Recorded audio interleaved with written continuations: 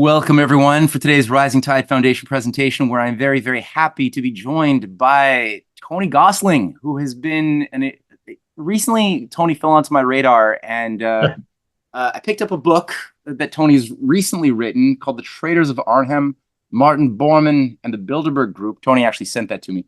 The 1944 origins of 1954 Bilderberg conferences, the Bormann-Bernhard-Carrington timeline of treachery.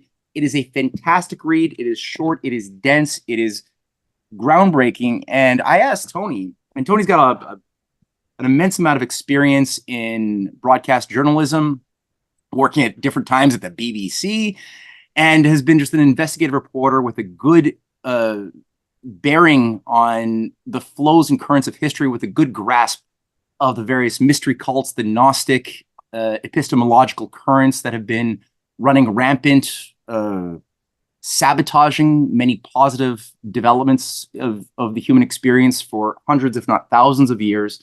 And so his ability to cut through a lot of misinformation when analyzing more current events, and here I'm talking about events of World War II as current, is really important. And so I asked Tony to do a presentation today. He was happy to oblige, and like usual, after Tony's formal presentation, we're gonna take a little bit of a 4 or 5 minute tea break, a little respite, an intermezzo, and then we'll circle back here for some interactive dialogue. And I ask everybody to leave your name in the chat box if you want to ask Tony a question, or raise your digital hand accordingly, and I'll call upon you as I always do. So Tony, without further ado, the stage is all yours, my friend. Well, a tea break's very appropriate because there was a song in World War II in the pop charts called "Everyone Stops for Tea," and it was all about how the British will always at 4 o'clock in the afternoon, the guns fall silent and they all have a cup of tea. And in fact, this is featured in the film A Bridge Too Far with Robert Redford, when he turns his gun on to the British at the bridge of Nijmegen, saying, "Get on up the road and go and help your paratroopers at Arnhem, the 1st Airborne Brigade Division, who were isolated and beleaguered there." And he screams at Lord Carrington, who was then a young man, captain in the Grenadier Guards, sitting in his tank, and he said, "You mean you're going to stop for tea?" Yeah. Anyway, they stopped actually for 12 hours, which was a crucial 12 hours in that battle in Arnhem in September 1944, which enabled the Germans to actually reinforce between Nijmegen and Arnhem, the last 2 bridges, the penultimate and the final Bridge Too Far, and lost them the battle. So this is at the heart, really, of my investigation into the Battle of Arnhem, which has been so well put together by Joseph E. Levine, I think in the late 1970s, in this long, epic war film, A Bridge Too Far. But anyway, to start at the beginning, I first came across the Bilderbergers probably 3 or 4 years after I'd left the BBC, or the BBC had eased me out of the way, I suppose is a better way of putting it.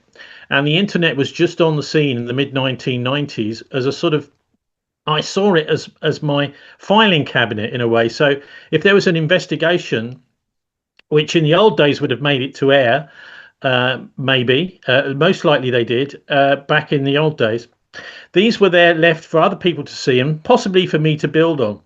And I first came across these Bilderberg conferences in around about 1995, 1996, and was really shocked that so many powerful people should be going to these. And yet there's zero reporting of it in those days at all. In fact, even nowadays, very little. And particularly looking at the rather toxic mix of royalty, finance, I mean, really the top people in the Western world, the media owners, war people, so the War Party and the Intellectual Party, all in there. And all of it led by Henry Kissinger, David Rockefeller. These characters seemed to me to be a sort of think tank of sorts. But I discovered an article in one of the Christmas editions of the Observer magazine which is a City of London Rothschild organ nowadays, and it always did have a lot of influence from the Rothschilds, but certainly a City of London organ. It's what all of the people in the political parties in Britain read, so that they're seeing what they're supposed to think as they develop policies these days. And the article said "ne plus ultra," Bilderberg, and it turned out that the article had only got into the Observer, which means no more above this. Yeah, and it only got into the Observer because it had a relief editor over the Christmas week who had allowed someone to write something about the Bilderberg. Now, there is a whole history through the 1960s, 70s, and 80s of censorship, including a book even written by C. Gordon Tether, who was a columnist in the Financial Times, who had his work censored. So in a way, it was a sort of London journalists in story that wasn't allowed to be spoken about. C. Gordon Tether had several articles he'd written for his Lombard column, I think it was, in the Financial Times that had been spiked by the editors about Bilderberg, saying how these people have a tremendous amount of influence on the economy, and so we need to know about them. That people writing about the share prices, etc., need to take them into account. But you know what? The thing that really sparked my interest in digging into the Bilderbergers was living in Oxford in the 1990s. I had access to the Bodleian Library, which was a fantastic resource, and so I could go through on any topic I wanted to, and I did. Looked in particularly into the shutdown of public transport by the Rockefellers in the United States, and the similar thing that happened in Britain in the 1960s with Richard Beeching closing the railways, and eventually the privatisation of the buses, the trains, and everything by Thatcher and major governments. But the thing that really piqued my interest was getting hold of a book. I think it was the author was John Pomian, which was the biography of Prince Bernhard of the Netherlands. And I knew Bernhard had been the chairman of the Bilderberg conferences right from the very beginning in 1954 when they first convened. And in there it did say that, yes, he was a member of the SS. So I'm thinking to myself, not only is this something which is really almost like a taboo that journalists whisper about down the pub but don't dare write anything about, but also for the first 20 years of these meetings it was being chaired by a former SS officer, which is what Bernhard was. He was one of the first to join the SS when it was first formed, and then he renounced his Nazi leanings, allegedly, and he married into the Dutch royal family. So he was then amazingly trusted by the British during the Second World War, even though he'd been in the SS before the war, but not by the Americans. So the Americans would never, because everyone knew about what he'd done in the past, but for some reason the British allowed him to be a Dutch liaison officer during the war. So if you think about what was going on in Operation Market Garden, the bridge too far, in 1944, this was a massive, supposedly anyway, liberation of Holland, which was the main liaison officer for it was a former SS officer. And he went on after the war, 10 years after that battle, to form this conference, which after 20 years he was relieved of his duties because of the Lockheed scandal. And so it was the link to the SS quite clearly in the driving seat of Bilderberg from the word go that got me interested. And around about 2000, I was approached. I put up a website at 96, I think it was, which was just lists really of who was at these Bilderberg meetings. You used to get these, well, you still do get these bizarre press releases which said on them, not for publication. And you think, well, what sort of press release is not for publication? The whole point of a press release is that you cut and paste it into the newspaper and off you go. So this is what you want to be in the newspaper. You might get a journalist just go through and alter a few things and token gestures, but the signal is to the editors and journalists with a Bilderberg old style press release, is that you're not allowed to say anything about it. And you look at who's on the list, and it's all high security, blah, blah, leave it alone. And that's exactly what the London media did for many decades. There no articles about it. In fact, as I said, in the Financial Times, attempts to write about it were squashed. Yeah, the boot came down. And so this starts to become something much more sinister, much more interesting. And so, you talk a lot about, I know, about the occult and these secret societies, Matt. But do you know what? To me, it was just, this is where I ended up after just pursuing a very boring, normal political story, which is looking at how our policy is formed, how our politics is formed, how the direction of our society is, and whether or not our democracy is actually living up to the name in any way. And of course, looking at the Bilderberg over the years, it was quite clear that many of our leaders had been mysteriously appearing at a Bilderberg conference, either before they became an opposition leader and then the leader of the country, or else whilst their party was still in power. But they keep popping up, people like Tony Blair, Bill Clinton, there's a whole list of them, all appear at the Bilderberg before they come to public prominence and before they take over the leadership. And there was an immense amount of effort put into hiding, even from the Bilderberg lists, so removing their names from the list, people who were in these powerful positions. We've just had a Bilderberg conference, an emergency one, over in the United States in Washington, which was about 6 weeks earlier than usual this year because of probably of the Iran war, Trump's Iran war. And on the initial invite list is Mark Carney. So he's he's featured majorly in Bilderberg over the years, even on the steering committee, etc. So he's the sort of person you would expect to appear there.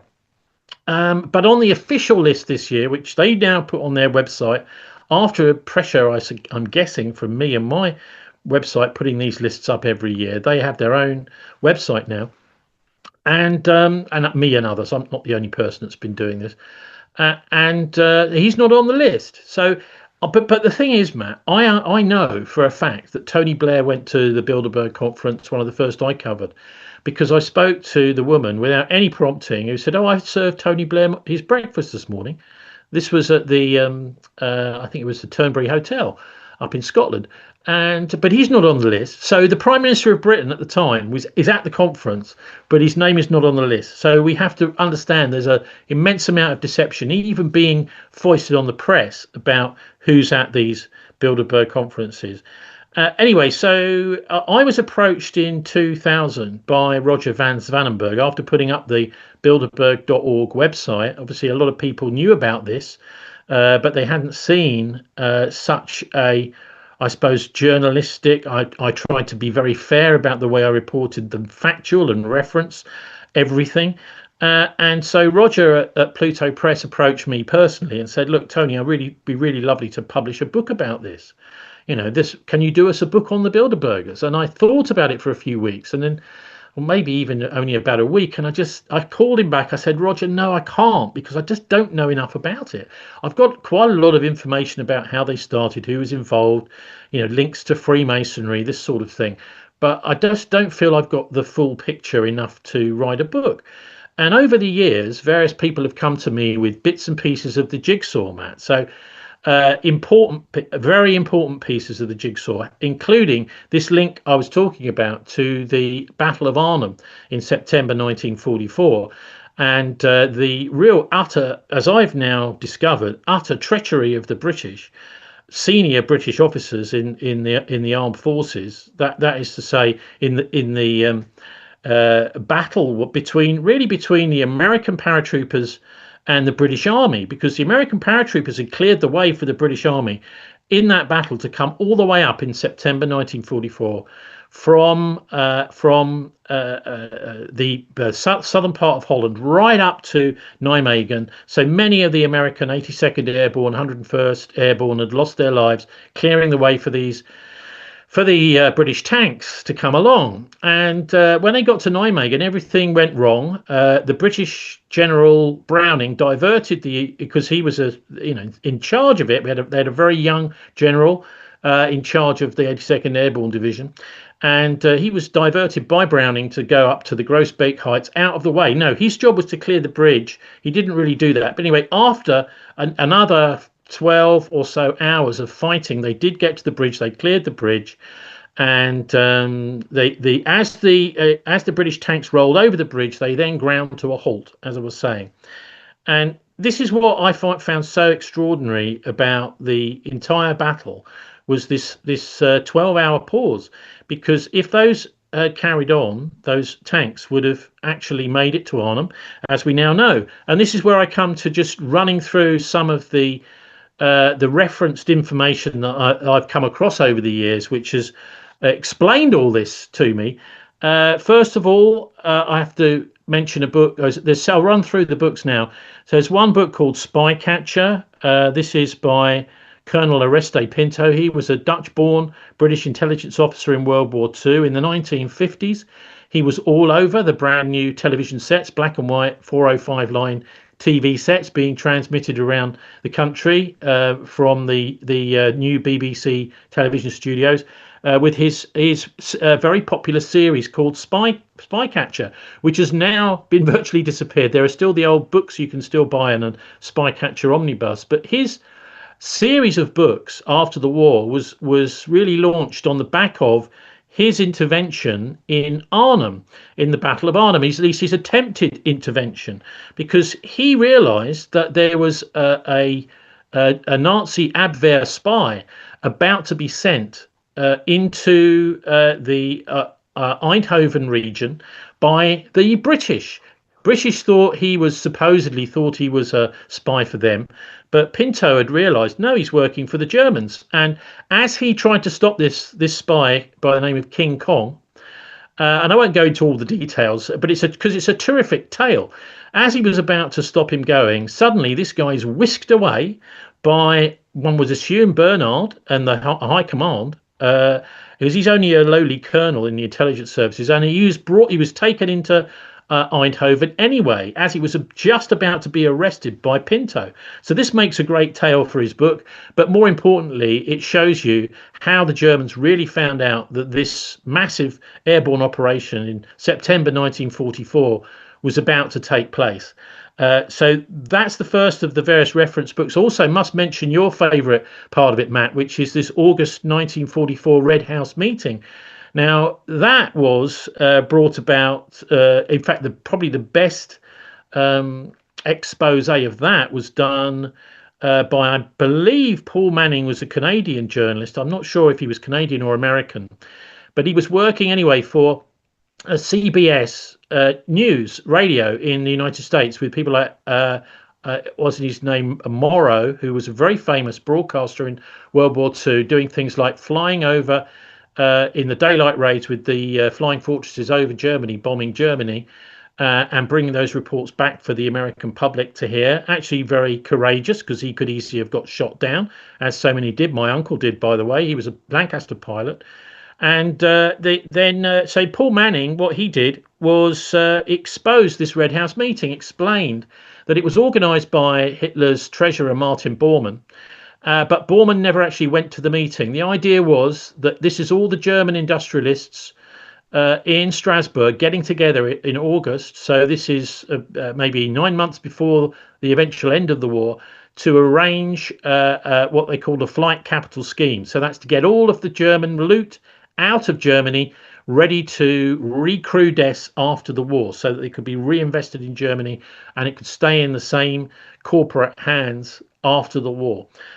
So basically, when the British and the Russians and the Americans arrive in Berlin, there's no loot anywhere, because it's all in places like Switzerland and Argentina and other South American countries, etc.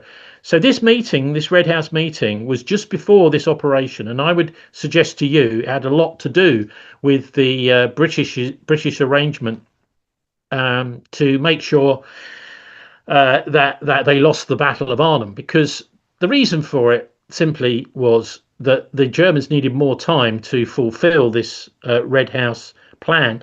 And the war could most likely have been over by Christmas if that Arnhem mission had succeeded. A bridgehead over the Rhine at Arnhem would have meant panic in the German supply lines, panic on both the eastern and the western front, as the Germans had to move divisions, corps in order to protect the Ruhr and the industrial heartland of Germany, because of course they can't fight a war if they've lost that part of the country.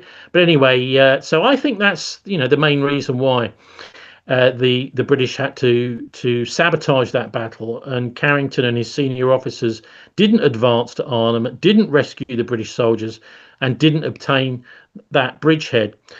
So the number of soldiers that died, roughly, I'm just referencing here, about 2,000 British servicemen of the 1st Airborne Division were killed and 7,000 captured. This was really the creme de la creme of the British Army, actually, at the time, and it was the ground forces of 30 Corps that let them die. Now, the reason we know this, so that book, by the way, the Paul Manning book, is Martin Bormann, Nazi in Exile, which talks about the Red House meeting. It talks about the whole arrangement. That was published in 1981. And really, it was his swan song. I remember reading that his publisher, I think it was his publisher, no, Manning's son was killed, and the publisher had their legs broken when that was published. Very, very worth having a copy and reading it, because it really explains how the Nazis from the Red House meeting had planned to get all this money after the war to create companies. In fact, Bormann was over in South America creating 750 companies, into which he laundered much of the Nazi loot from the end of World War II, mostly from Switzerland, etc. Bormann was kept alive by the British, which I'll talk about in a second, and that was laundered through Sullivan and Cromwell's law firm, the Dulles Brothers law firm in New York, into these 750 companies. These companies were not allied to any individual nation. They were fascist international companies. They were multinational corporations. And the very smart thing that Bormann did was he put Jews in charge of the businesses, usually as a chairman. And many of the directors of these companies were basically, they're like a cult. They're a closed group of businesses. Were ex-SS supporters or even ex-SS officers. And so what you ended up with by the time Bormann had finished his dirty work by around about 1960 was you ended up with a Fourth Reich. Okay, it was only beginning. It was fairly small in comparison. They had $1 billion, mind you, to launder into them at the end of the war. And that Fourth Reich was a financial Fourth Reich. So the idea is, let's use banks, not tanks. Let's use businesses rather than bombs in order to take over. So, you don't have to blow something up. What you do is you have a hostile takeover. And this was supposed to be a very well organized, and I think has been a very well organized fascist international Fourth Reich. So maybe Bilderberg is related to this, but I'll talk a bit more about the connections. So Bormann is there over in South America doing all this stuff. There was another book which was written, Ladislas Farago did a book called Aftermath, which was where he published in a Saturday edition of the Daily Express in 1972, the headline, Martin Bormann is alive, right? And he'd got photographs of Bormann in his 70s, I think he was, in 1972 in Buenos Aires, that published in the Daily Express, because this guy was one of the war criminals from Nuremberg that had never been found and was said to have died. And as soon as that article appeared in the Daily Express, suddenly, they found Martin Bormann's remains in Berlin. It must be him, So, but what actually happened was, as we'll find out from the next book in the line, Op JB by Christopher Crichton, they'd sent a double in. They even had the guy's teeth altered to be identical to Bormann's, and he didn't realise what was going on, but he was shot in Berlin and left there to be a Bormann double and then to be found in the 1970s. But there is another twist, which is one of the how do you know, you might well ask, what are you talking about? The British were trying very hard, the Germans were just better than the British, and that's why they won the battle. No, if you read it, another book came out in 1994 by a British Army colonel, Robert Kershaw, and I mean, he's a fascinating chap who I spoke to and interviewed a few times. And his book is called It Never Snows in November, all about the Arnhem battle. And what he very cleverly done was track down some of the German generals after the war and interviewed them. He was a German speaker as well, and I interviewed him about what happened. And I think the guy's name was Heinz Harmel. He was the general in charge of the 10th SS Panzer Division, who were based around Arnhem. And he was adamant, look, if the British had just carried on at Nijmegen, we couldn't stop them. It would be all over for us, is his actual words. And so this is why this is so important, this confrontation between Robert Redford, who's actually playing a guy called Moffat T. Burris as a captain in the 82nd Airborne Division, who was threatening Carrington, who's sitting in his Grenadier Guard tank at the bridge at Nijmegen, saying, get on down the road. And that was really the key to if you want to understand why they didn't go, listen to the Germans. They said if they'd have carried on, it would have been. And when Harmel says it would have been all over for us, he's not just talking about that battle. He's talking about the bridgehead over the Rhine, isn't he? This was he couldn't believe his luck. That not only did when he saw that he was planning to blow the Nijmegen bridge up, and Moffat Burris with his paratroopers from the 82nd had just crossed the river, and they snipped the wires just before he tried to blow it up. That's what we now know. And I had the great privilege to interview Moffat Burris before he died, and he sticks to he's done his own book, by the way, called Strike and Hold. That came out in 2000. With some incredible exploits from the 82nd in the war.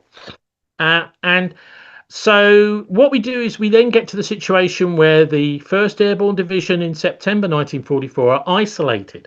So the Germans have come in because the British just waited for them to do it. And then they came in on this island between Arnhem and Nijmegen and blocked the advance, as the British allowed them to do, Carrington and his friends, who later became a chairman of Bilderberg and a secretary general of NATO, funnily enough. So they've left that piece of, they're isolated, totally isolated. So the British form a circle, and they're being pounded by these remains of these two still fairly strong SS Panzer divisions, who have been forewarned about the coming by Prince Bernhard of the Netherlands and King Kong, Christian Lindemans, the Abwehr agent, who the British had very kindly sent to tell them all about it. There was a leaked story, by the way. Oh, the Germans found the plans in a glider. Well, you don't put the plans in a glider. This is rubbish for a start. So this was the biggest airborne operation the world had ever seen at the time it happened. So the British are isolated. They're cut off completely. These paratroopers, and of course they don't have much in the way of heavy weapons. They had a few mortars. They had some artillery, a little bit of artillery, and some anti-tank guns. But they had no ammunition. The airdrops were dropping the ammunition in the wrong place, etc. And I was told by some of the residents in Oosterbeek, where I went to do a talk back in 2018, to a marvellous reception there in Oosterbeek. It was really lovely in the suburbs of Arnhem to talk about all this. The locals were fantastic, and they gave me a little tour around the place. But I was told that the British soldiers were drinking water out of the old rusty radiators. That's how bad things were getting there. Eventually, the British decided to do a night crossing and ferry themselves and swim back across the Rhine back onto the safe side. So it was not only a humiliation, but as I said, 2,000 dead and 7,000 captured. So then I start to realise a bit more about what was going on at that point with Bormann, because a book was published in 1998 96 called OpJB, by Christopher Crichton. And he was just dying basically in the late 90s, and I'm afraid I never got to meet him, but I did meet his wife. I had a long chat with her at his piano, which he played in his house in North London. Lovely to meet her, and his book explains the abduction of Bormann by the British with a small contingent of Jewish canoeists, commandos basically, from Berlin, right under the noses of the Russians, and they were sent in. Ian Fleming was there with naval intelligence. They were brought in right at the very end of April 1945, and Bormann was all prearranged. Bormann was brought in the underground tunnels and put into a canoe and escorted out to a place called Verben, which was just in the British sector, by canal and by river. And I mean, it does sound extraordinary because remember, this is all occupied by the Russians at the time. They even had a woman in a Russian uniform with them, who every time they were challenged by Russians, or even if they saw Russians nearby, she would say, "We're on a special mission from Marshal Zhukov. If you don't get out of the way, so she was shouting at them in Russian. So the Russians all got out of the way. It's a terrific book because if we can go into this little tangent briefly about Canada, he writes about how he got his cover as an agent. This is John Ainsworth Davis is his real name. His pen name was Christopher Crichton. He was worried about being prosecuted, even though he's got letters from Mountbatten and from Winston Churchill in his book saying, yes, this is what really did happen, endorsing his story. But you can only publish it after we're dead. So that's maybe why he waited quite a while. But he writes about Canada and he writes about Dieppe. So in Dieppe was in August 1942.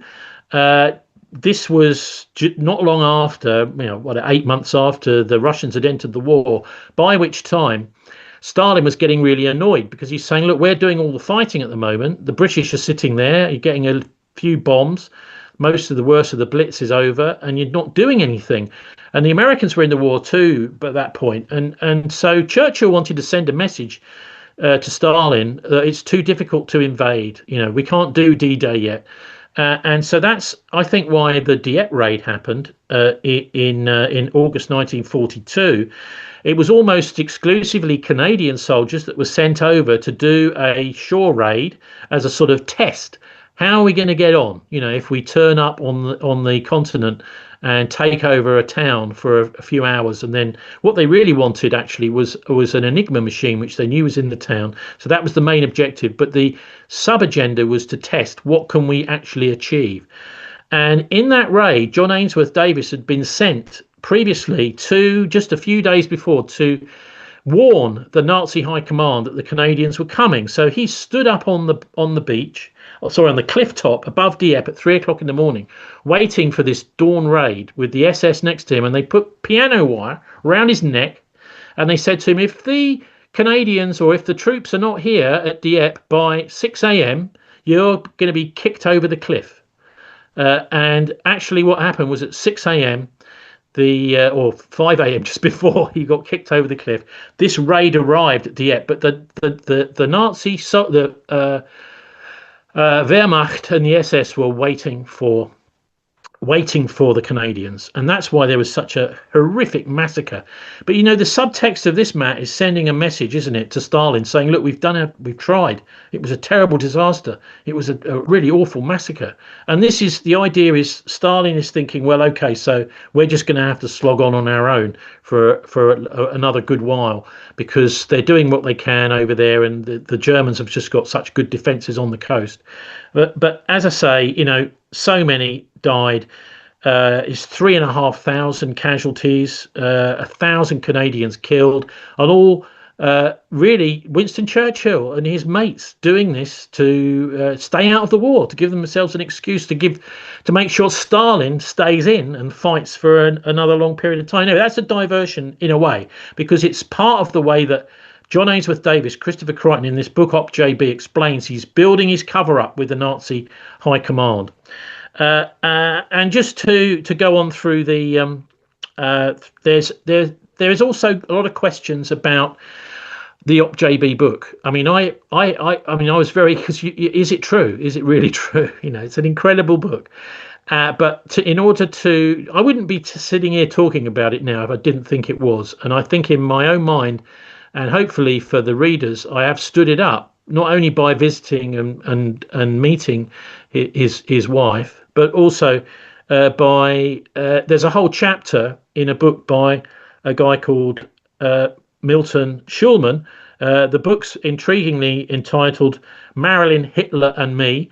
He was a book reviewer in London for various newspapers, and this is his memoirs published in, I think that's 1998. And he devotes a whole chapter to the battle to get OpJB published. All of the dodgy things that were happening to John Ainsworth Davies, like manuscripts disappearing, publishers being warned off, etc., threatened, all this sort of thing. So, for me, that was the final straw that said, well, look, okay, this is genuine.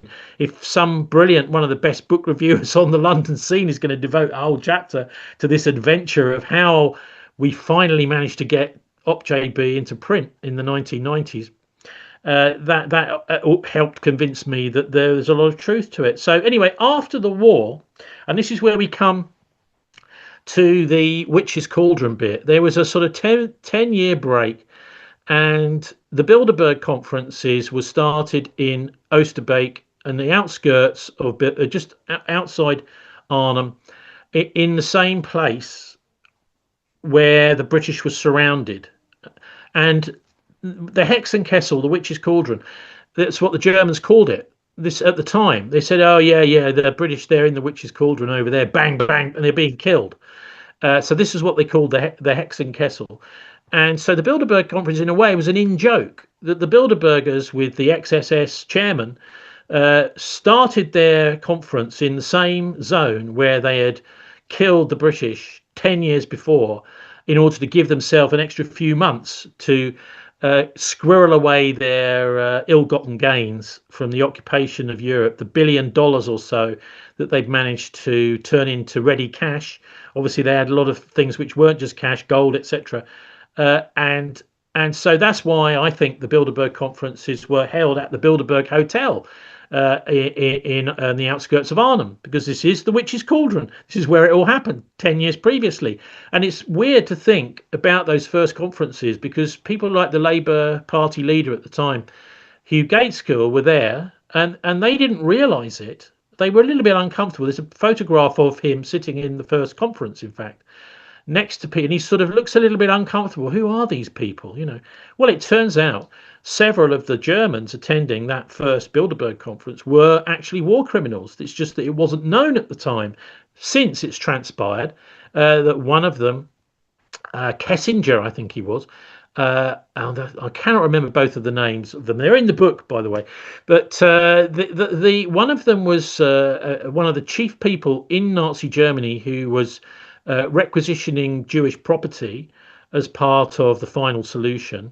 Another one was a deputy in Goebbels' propaganda ministry, who all the people that he was feeding information to and associated with were executed at Nuremberg for being editors of propaganda hate newspapers.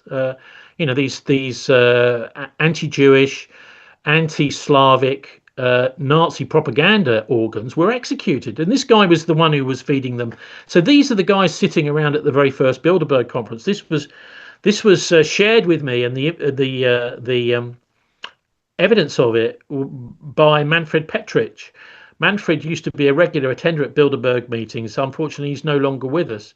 He was the son of a Nazi jet engine designer. He was working, I think he said, for BMW, who were building the very first ever jet engines for the Messerschmitt 262, and he was born over in Argentina, Manfred, and just after the war, and he went through school. His first job was, guess what, a financier in a Swiss bank. So that was the sort of thing that would happen to the sons of ex-Nazis. I mean, talking to the Dutch, a lot of the Dutch as well, they, especially the elderly ones, it's so lovely speaking to the people that could actually remember the days of the battle and the days after the battle, the really oldest ones who were just children really when it happened. And they explained how they were one of the first things they saw after the war was finished were these big limos with Germans in driving backwards and forwards to the coast. They seemed to immediately get started on rebuilding their industries of various sorts. And most of the very first jobs that came to people after the war in Holland as well, there were people who had been Nazi collaborators during the war that were starting these businesses. So where was this finance coming from to rebuild Holland and to restart the whole political system, etc. in Holland? Well, it was coming somehow from people associated with the Nazi collaborators that there had been during the war. And it may be these people didn't go to Nuremberg or anything, but all the locals knew, yeah, you were one of the collaborators, weren't you? And after the Arnhem battle, there was a really horrific time for the Dutch. It was what they called the Hunger Winter, and where that whole region where the Dutch had been helping around the Arnhem area, had been helping the British for a few days in September 1944. The Nazis really punished them badly, horrendously, and just starved. Thousands of people were starved. People were just like skeletons. And so there was a big punishment by the Nazis. So I think if we're looking at what's going on today, I mean, for me, this is just a sort of boring old investigation that's, I'm not interested in agendas. I just want to know, where is this story going? And so I'm so grateful to all those various people over the years. One I really ought to mention is Barry Wynne. Barry was in the SAS after the war. He was a filmmaker in London, and he was actually the public relations chief for ABC television back in the 1960s and 70s, when they were producing the Avengers series, and he was doing all the, getting the latest publicity for the Avengers out through the press, which wasn't difficult because it was a terrific program with Honor Blackman, Diana Rigg, etc., making a terrific splash. But he put me on to Colonel Pinto and the Spycatcher book. He said, I met Colonel Pinto, and if you're writing about Arnhem, Tony, this is really important. You better know about this. And so thanks so much to Barry, who died in his 90s over in Cyprus eventually just a few years ago. He helped. Another guy helped me a lot. It was a chap called Dave Barmby, who'd worked for Plessey and Ferranti, British electronics military companies, back in the 1960s, and it was him that put me on to Burris and the rest of them. So it's always, I think, anything like this is a bit of a team effort. But I think I hope what I've done is to fill in a big gap, which is many people after World War II know about the rather dodgy links between the Nazis and the United States. So we all know about Operation Paperclip. Everybody knows about the movement of people like Reinhard Gehlen, straight out of the German intelligence, into the BND, which is the West German intelligence after the war. So the Russians, obviously, the Soviet Union, are thinking, well, hang on, we've still got the exact same people facing us after the war. And people do know about these links in Germany with the Nazis, and also, of course, in the United States with people like Werner von Braun. There's a brilliant guy, Todd Ryder, ex-MIT, who people may want to have a look at, who's put together some incredible presentations about the amount of Nazi expertise which was used in the Manhattan Project, and the fact that the Nazis were actually developing and testing nuclear weapons, but they knew they couldn't use them in the war because they weren't war winning. They weren't, although you could probably destroy London, you still weren't going to win the war with it by late 1944. So they decided it's better to use a nuclear weapon to do deals with. And so that's exactly what they did, of course, with the Manhattan Project. And there's evidence that, in fact, I put a bit of this in the book too, that the submarine, which had a lot of enriched uranium at the end of the Second World War, was heading to Japan. Dönitz had taken over from Hitler, who shot himself. And Dönitz ordered, at the end of the war in Europe, he said, well, look, now the Americans and the British have beaten us. Now this submarine it had two Japanese officers on board, so they were ordered up onto the surface, and then they were shot and I don't know, buried at sea or something. And then the submarine turned around. It wasn't going to Japan anymore, so it headed to the east coast of the United States and delivered things like the fuse mechanisms for Fat Man, the plutonium bomb, which the Germans had already developed. So that's Todd Ryder. And a lot of this is becoming known and getting known about. Todd's work is really meticulous, and I wouldn't want to say 100% he's right, but it's definitely worth a look if people haven't come across it. I think it's called Forgotten Creators, is his book, but these presentations are mind-blowing, really. I mean, there's one basic thing with Todd. If you go, there's a film, I think 1970s film called The Heroes of Telemark, all about blowing up a heavy water plant in Norway, how the British and others did that, and the Norwegian resistance. Well, heavy water is no good for an atom bomb. It's a hydrogen bomb. That's what heavy water's useful for. And so the Germans were already developing this stuff. And Churchill knew that on the end of a V2 bomb over London, late 1944, there could possibly be an atom bomb. In fact, they developed long-range flights from Norway with these 4-engine bombers that they could reach New York. So there was a danger of putting an atom bomb on New York or London. And there's a book, Most Secret War, by the chief scientific advisor to Winston Churchill, which was a bestseller in the early 1980s, which goes on for pages and pages about how Churchill was tearing his hair up. We're going to get an atom bomb on London. Well, hang on. How did he know that the Germans had already developed something like this? Or was he just a bit worried? Anyway, these are known about. So what my book hopefully has done is start to put together some of the building blocks to understand the British collaboration with the Nazis in the end game of World War II. Because, what we've seen, I think now, is a consolidation of this Fourth Reich, really, around NATO, around royalty, around European royalty. We've seen a complete selling out of the public in Britain. We've got an extremely discontented population. They are only looking for politicians to vote against. There doesn't seem to be anybody representing them. Most of the mass media based in London is biased in one way or another. It's either owned or it's been steered towards a kind of pro-war agenda. Particularly the bias towards Israel. The obvious thing to do in politics in a country like Britain, number one, is to sever ties with any genocidal states or organisations. The other thing is to start to utilise the Bank of England to fund the things you want to do. But these options, it seems, by all political parties have been blocked off. So we're living in a sort of fake democracy now.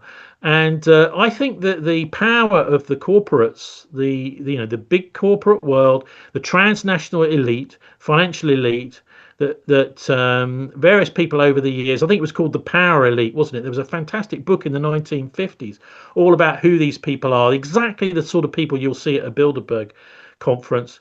And it seems to me that is exactly where the power lies now. It doesn't lie with the people. So we're not in any kind of democracy. The wars, the financial and economic system, we're having a system really foisted onto us, which is a digital money system, electronic money. More and more places are refusing to accept cash, and everything we're doing is trackable. So this, I think, to me, is a sort of Fourth Reich they're bringing in. And it gets one final thing I'll say is about the sinister aspect of this is the sort of accelerationist, Armageddonist aspect, because many of the things we're seeing are prophesied in things like the Book of Revelation. This idea that you can have a mark of the beast that you can't buy or sell without a mark of the beast. Is this a chip in your hand or your forehead? What it doesn't also imply, of course, is that you've got a kind of overclass, the forehead people, and the hands, the workers. But this is becoming a reality now, that you cannot do what you need to do without being tracked everywhere, CCTV everywhere. All that, well, not everywhere. It's never there when you phone the police and say, I've had my handbag snatched. They say, oh, sorry, can't find the footage, you know. But there is a mass surveillance system out there now, as we know. And as that surveillance system is being, integrated with these mass database systems like Palantir, then everything sort of comes back to Bilderberg again, doesn't it? Alex Karp, steering committee. These people, Peter Thiel, steering committee. These people, I think, they do see themselves as gods. In a way, they like to play at God. Let's just use one example. The Iran war is launched just before Purim for the Jewish Israeli believers. And so in a way, what they're doing is they're saying, well, we're going to start a war right now. This is seen as a positive thing by many Israelis. Oh, the attack on Iran. And so the Jewish people in Israel are now thinking, wow, this is fantastic. Look what God is doing. He's starting a war for us at Purim.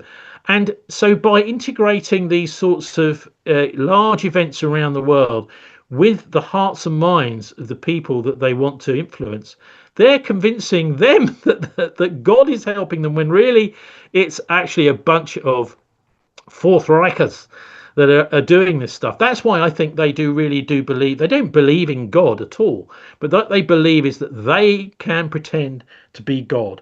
There's this whole thing of satanic inversion as well, which is rather horrifying to see when everything is reversed. So the book of Revelation, they're trying to be the bad guys, but actually they're trying to spin themselves as the good guys. So the Antichrist is the good guy now. So anyway, that's how they seem to manage to try and spin it. The connection, my connection with the father of accelerationism is another weird twist in all of this, because back in the 1970s, I spent several years as good friends with Nazi Nick Land, as he was known at school in southeast London. So he's now known as the father of accelerationism. I was first introduced to his role in the accelerationist movement by David Livingstone, who's another Canadian writer who's written an excellent book. I'm sure you've come across it, that Transhumanism, the History of a Dangerous Idea. And so these individuals like Nick, I mean, I know Nick very well. In fact, when I see recordings of him, etc., I still can hear his voice from the 1970s. And he always had a very dark sense of humor. It wasn't a popular thing to be a Nazi in our school, but Nick managed to get away with it somehow. And he went on to do. He was a big fan of Nietzsche. When I knew him, we would even do games over Hayes Common, where something called the British Free Army. We were playing at being a mercenary army. We were training, doing things like night operations. Nick was always in charge, but it was great fun when I was 15, 16 years old. But it's interesting to see where he's gone. And he's now been flown over to California just a few weeks ago by the top AI hedge fund manager in Silicon Valley. He's living in Shanghai. But I have approached him to be interviewed. He's not replied, but through some mutual friends, which is a pity, because it would be great to grill him about accelerationism from someone that actually knows him, because this seems to be one of the most pernicious movements on planet Earth. And it was good to see Tucker Carlson interview somebody a few months ago. I think it was tail end of, or maybe no, beginning or tail end of 2025 or beginning of 26, looking into these occult matters. Because I think any honest journalist, if they follow the story to the end, they often find these occultic connections. So I hope I've done something with the book to explain to people. And I don't know if you've got a photograph, a picture of the book, you'll see many of the protagonists on here. Martin Bormann himself, who it seems now absolutely clear, at least the second half of the war, was working for the British. Churchill clearly involved in all of this, but most importantly through his private secretary, Desmond Morton. Morton was the key mover, as John Ainsworth Davis explains. He's having meetings about going over as a double agent into Germany, and he's chatting with Morton. And he hears a movement behind him. He turns around. Oh, it's the king stood there. So they were working for something called M section of MI6, which was a section of the British Foreign Intelligence Service entirely controlled and funded by the king. by the royal family. So it wasn't really, even though it was part of the Ministry of Defence, it was totally isolated from the Ministry of Defence, working with the king. Obviously, I mentioned Prince Bernhard, but it's amazing to me that Bernhard and Carrington, both involved in that Arnhem battle, became chairman of the Bilderberg Conference, and Carrington became a Secretary General of NATO too. And many of these NATO chiefs have been connected with this. So, I think if we want to look at what NATO's up to, then you don't have to look too far. They have infiltrated and I think now control most of the political leadership in the NATO countries, and obviously are steering many of the events we now see. If you want to look at Donald Trump, he's not a Bilderberger insider, but it seems to me he's the sort of guy who's up for a bit of fun, and he will do as they want him to do. They can nudge and push him whichever way they please.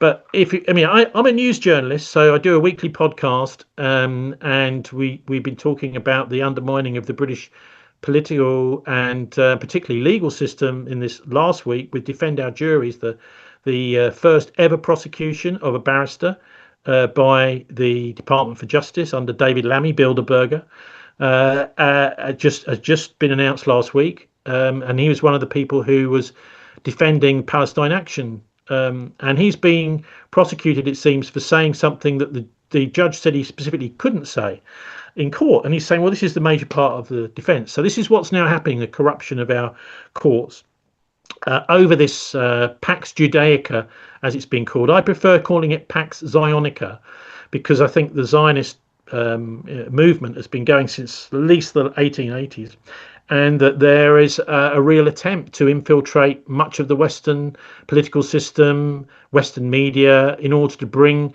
everybody in line with the genocidal maniacs now in charge in Tel Aviv. So people can listen to the show, but I've also got other strings to my bow. But the program is live every Friday UK time between 5 and 8, and if people want to catch me there, be great to make contact, because I'm always up for people sending me news stories, interesting bits and pieces that we cover in 3 hours, 3.5 hours even sometimes, every week, Matt. Yeah, no, it's a fantastic show, and I'll make sure that there's a link to the broadcast that people can access when this goes up on YouTube and Rumble and BitChute. And so go to the description box for anybody listening right now and definitely bookmark that channel, that show. The point you made as well on Trump not being directly a part of Bilderberg, but the influence is felt. I mean, Peter Thiel, for a period, I don't think he's still a steering committee member, but I know that for a period, Peter Thiel did enjoy that position, and we know that Palantir is certainly grown in influence in ways that nobody could have ever imagined, as far as even now controlling the U.S. food supply, even being brought into Canada. Carney has given them a massive contract to manage Canada's military systems, as he's putting on this veneer of being anti-American. But then, you're integrating with Palantir, so really? And then you have Oswald Mosley in England, who has a grandson who has found himself as CEO of the Palantir UK. So yeah, certainly when you put those glasses on, you can sort of see patterns everywhere of this unresolved thing. I know that we promised everybody, and do you want to take a brief little tea intermezzo before we go on with Q&A? Well, if you want to carry on chatting for a minute, I'll just sip some tea here. Okay. Well, because my carry on chatting was going to really vector around a question pertaining to specifically the Pinay Circle. And it's not something that I've looked too deeply into, but I've noticed more and more that this grouping seems to have been almost like a bridge between the Maison Rouge meeting and the eventual Bilderberg meeting. And I'm wondering, how does that position into your research and this whole flow of this new fascist international? Well, okay, so Le Cercle, they call it as well. I mean, I'm not an expert on it, but I keep seeing individuals popping up within the British, usually within the Conservative Party, in key positions. We've just had, I'm not sure if it's, can't remember the guy's name, but he was a disgraced Chancellor of the Exchequer under Boris and Rishi Sunak. he managed to. He's now transitioned over to Nigel Farage's party. He's a former chairman of Le Cercle. So this is it is again, it's a fascist international organisation. It's mainly constituted from retired intelligence officers or senior intelligence managers, directors general, this sort of thing. And so people like Richard Dearlove from MI6, there will be, if they're not in Le Cercle, they will know all the people that are in there. So it's a bit like Bilderberg. They're too shy to admit that they're connected with these organisations. And by having a membership list up, that's fine. But can the journalist check it? Is this a real membership list, or is this just a website of the people that you want to think? Because these meetings are not open to any scrutiny. You can't stand outside and take photographs of people going in and out. They're totally secret. And so that's effectively, I think, what Pinay Circle is about. Although it's not, I'm not totally au fait with it. It's clearly a way of people, rather than retiring, what they're doing is they're spending their retirement making sure that none of the dirty deeds that they've been doing come out to the public, and they're covering their backsides and furthering their internationalist fascist agenda. Thank you. I suspected as much. Bruce, go for it. Thank you very much. Tony, great info. Nice to meet you. Have you read, or do you remember reading? Because you've probably read more books than me, and I don't remember all the books I've read, but a couple of books by Jim Marrs, particularly The Rise and Fall of the Third Reich. Well, just to say, you are not in focus, but your background is. Is that on purpose? Oh, that's just moving around. It's a bit disconcerting. It's like they're more real than you are. I can fix it. You're the fuzzy one. That won't be the first time. That's better. Jim Marrs, look, he's someone I read bits and pieces of for years. I think one of the most influential. Oh gosh, I'm trying to remember. I read a lot of American writers when I was squatting, particularly back in the noughties, early noughties. I was a squatter and spending days and days, months and months in Bristol, just reading and reading through stuff about technocracy. Rule by Secrecy, I think, was one of them. I'm not sure. Is it Jim Keith? I think. Really, no, I really enjoyed that. That was Jim Marrs, Rule by Secrecy. It was it? Okay. Yeah. So I put that in the chat. I put both of those in the chat, and I wanted to ask you, or mention, at least for everybody, because it seems so pertinent, the history of Martin Bormann, which is it's so important to have a true history of how the war ended and what was brought over here, Operation Paperclip, and all those scoundrels. So that's in those books. And also, as you alluded to, some tech that came over for the Manhattan Project. It's in one of Jim Marrs' books where he presents the evidence that we were not going to have atomic bombs ready by 1945. And part of the deal was the uranium that came over, that was shipped here from Nazi Germany, that was enough to have the 3 blasts that summer, the test in July and the 2 over Japan. So I haven't read these books in many years. So I'm gonna get. What's the title of your first book? The first book you guys mentioned about yours, Tony? Oh, I'm gonna make sure that Tony's books are gonna be linked in the description box. But that's it right there. The Traitors of Arnhem. Oh, that is on your website. Then it's got a different cover. Yeah. All right. Thank you. The Traitors. This is the actual book. Yeah. All right. Well, I don't know if you want to comment on all that, and then I will have another question. I'm just happy to bring that to everyone's attention. That's that idea of the uranium being brought over that allowed our atomic explosions in the 1945. Yeah, there's a very good book, Critical Mass, which I think was published 1999, which was one of the first to really put together this evidence of the U-boat full of atomic secrets. And it's amazing to think that it was kept so quiet for 55 years. Because they didn't want. It's very embarrassing, isn't it?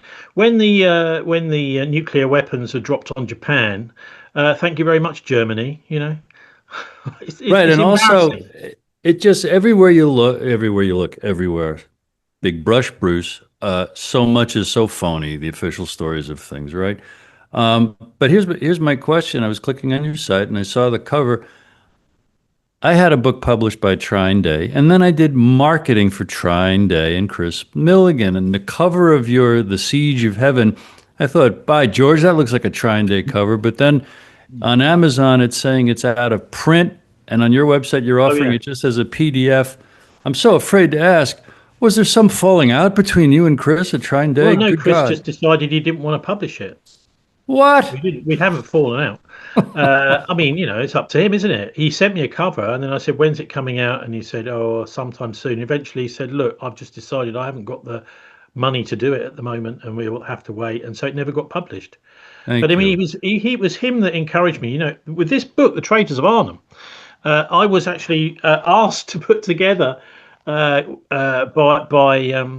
it's Pen and Sword Books up in the north of England. It was Leo Cooper that started that after the war. He was the husband of Jilly Cooper, the novelist, and so I went up to meet the guy that had taken over the company, and had a long chat with him. He seemed really happy about it, and then I got a letter from him. No, we're not publishing your book on Arnhem. So this is, it's a recurring theme. I think there's pressure on the publishers. Maybe they're worried about lawsuits. I'm not entirely sure, but we need some real publishers with a bit more spine, I think, in order to get this stuff out there. The internet, I don't think, is enough. I think if you've got something in a book form, it's been properly worked on, properly marketed, properly indexed, etc., it makes a big difference. And there has been a takeover of all media, I think, certainly here in Britain, by people like the Murdoch Empire. HarperCollins have swallowed up. My wife's family were publishers. They were completely swallowed up by a big publishing company, taken over, hostile. Actually, it was a fairly friendly takeover, but they were controlling the market, so they're driving all the small publishers into the ground, and one by one picking them off and taking all their titles. So this, I see that as a bit of a Fourth Reich operation, to be honest with you. Indeed. Thank you. Great to meet you and hear all this today. Thank you. Monty. Yes, thank you so very much, Tony. Very close to my heart on this whole subject matter. And I posted a link of Dmitry Medvedev's op-ed on May 7th in RT, which goes into very minute detail insofar as what's coming out of many diplomats in Russia right now, insofar as stating that Germany was never denazified. and then he goes, this is May 7th, right before Victory Day. And it's going out publicly through various Russian ambassadors and diplomats right now. One of the goals in Ukraine was not only the demilitarization of Ukraine, but the denazification of Ukraine. And now they're saying the quiet part out loud, which they knew all along, that really it's a war against NATO, against Russia. And now they're stating explicitly, and they go through the details of this, of how not only Germany, but NATO was Nazified. I mean, there was the secretaries of generals of NATO since the mid-50s through the 70s were Nazi Wehrmacht and SS officers. So I think this is very significant. I put a link into this of Dmitry Medvedev's full speech. I think it's worth pondering this, because I think they are saying the quiet part out loud right now insofar as the mark of the beast of what we're really facing worldwide, because NATO really is worldwide right now, and that's really the beast that's been lingering, but remaining hidden to most. So your comment on that, please. Yeah, right. Thanks. Denazification, right? I was very privileged to know before he died, and he was in his 90s. He was actually, at the time, he lived in Marlborough in Wiltshire, a guy called Harry Beckhoff. Harry had written a book called, I'll just try and get the exact title of it up, Germany's Fourth Reich. Origins and Development, Seeking World Domination, Diminishing Britain. So that's one of Harry's books. He did several books. He was absolutely convinced about, because he worked for MI6 during the Second World War in North Africa to begin with, and then it closer to home after the Africa campaigns, and after the war he was sent in to do this exact job, denazification.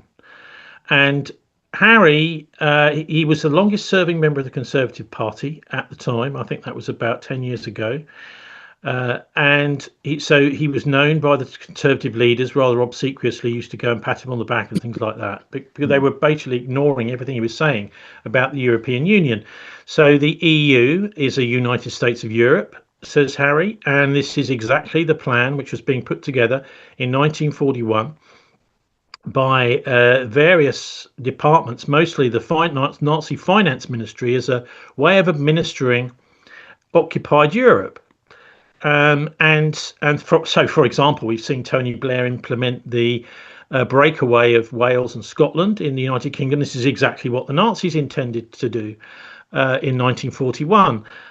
Harry told me a terrific story. In fact, there's still some interviews with him around, I think, on Radio 4 All, with Harry, where he explained to me, in fact, he did a whole program one week, 2 hours he did, very amazing, in his 90s, doing a news review. And then we had an hour really chatting with him about some of the stuff that he'd done during the war and after the war.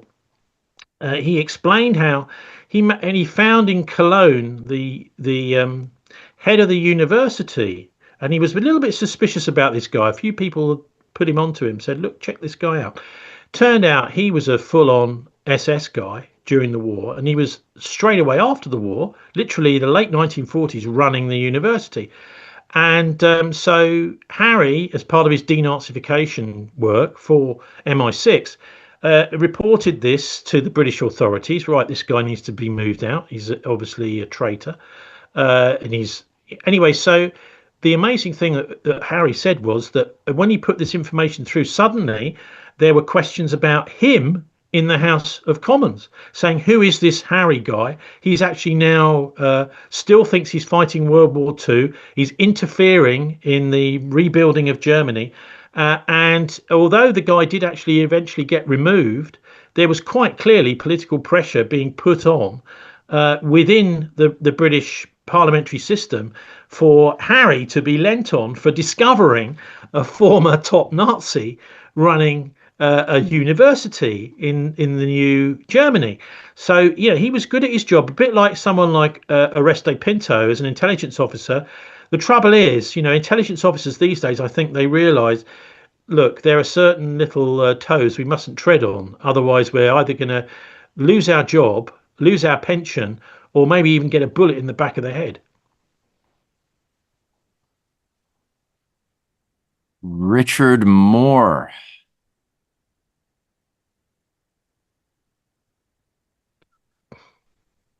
Richard, if you're still there, you got to take yourself off mute. I think I finally got it. Okay, good. There you are.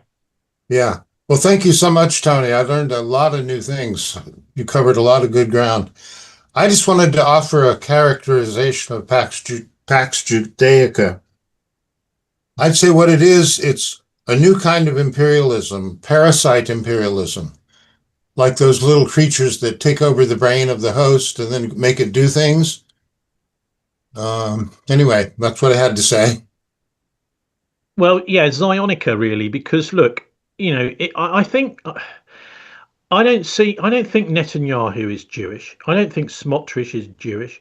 I don't think Ben Gvir is Jewish.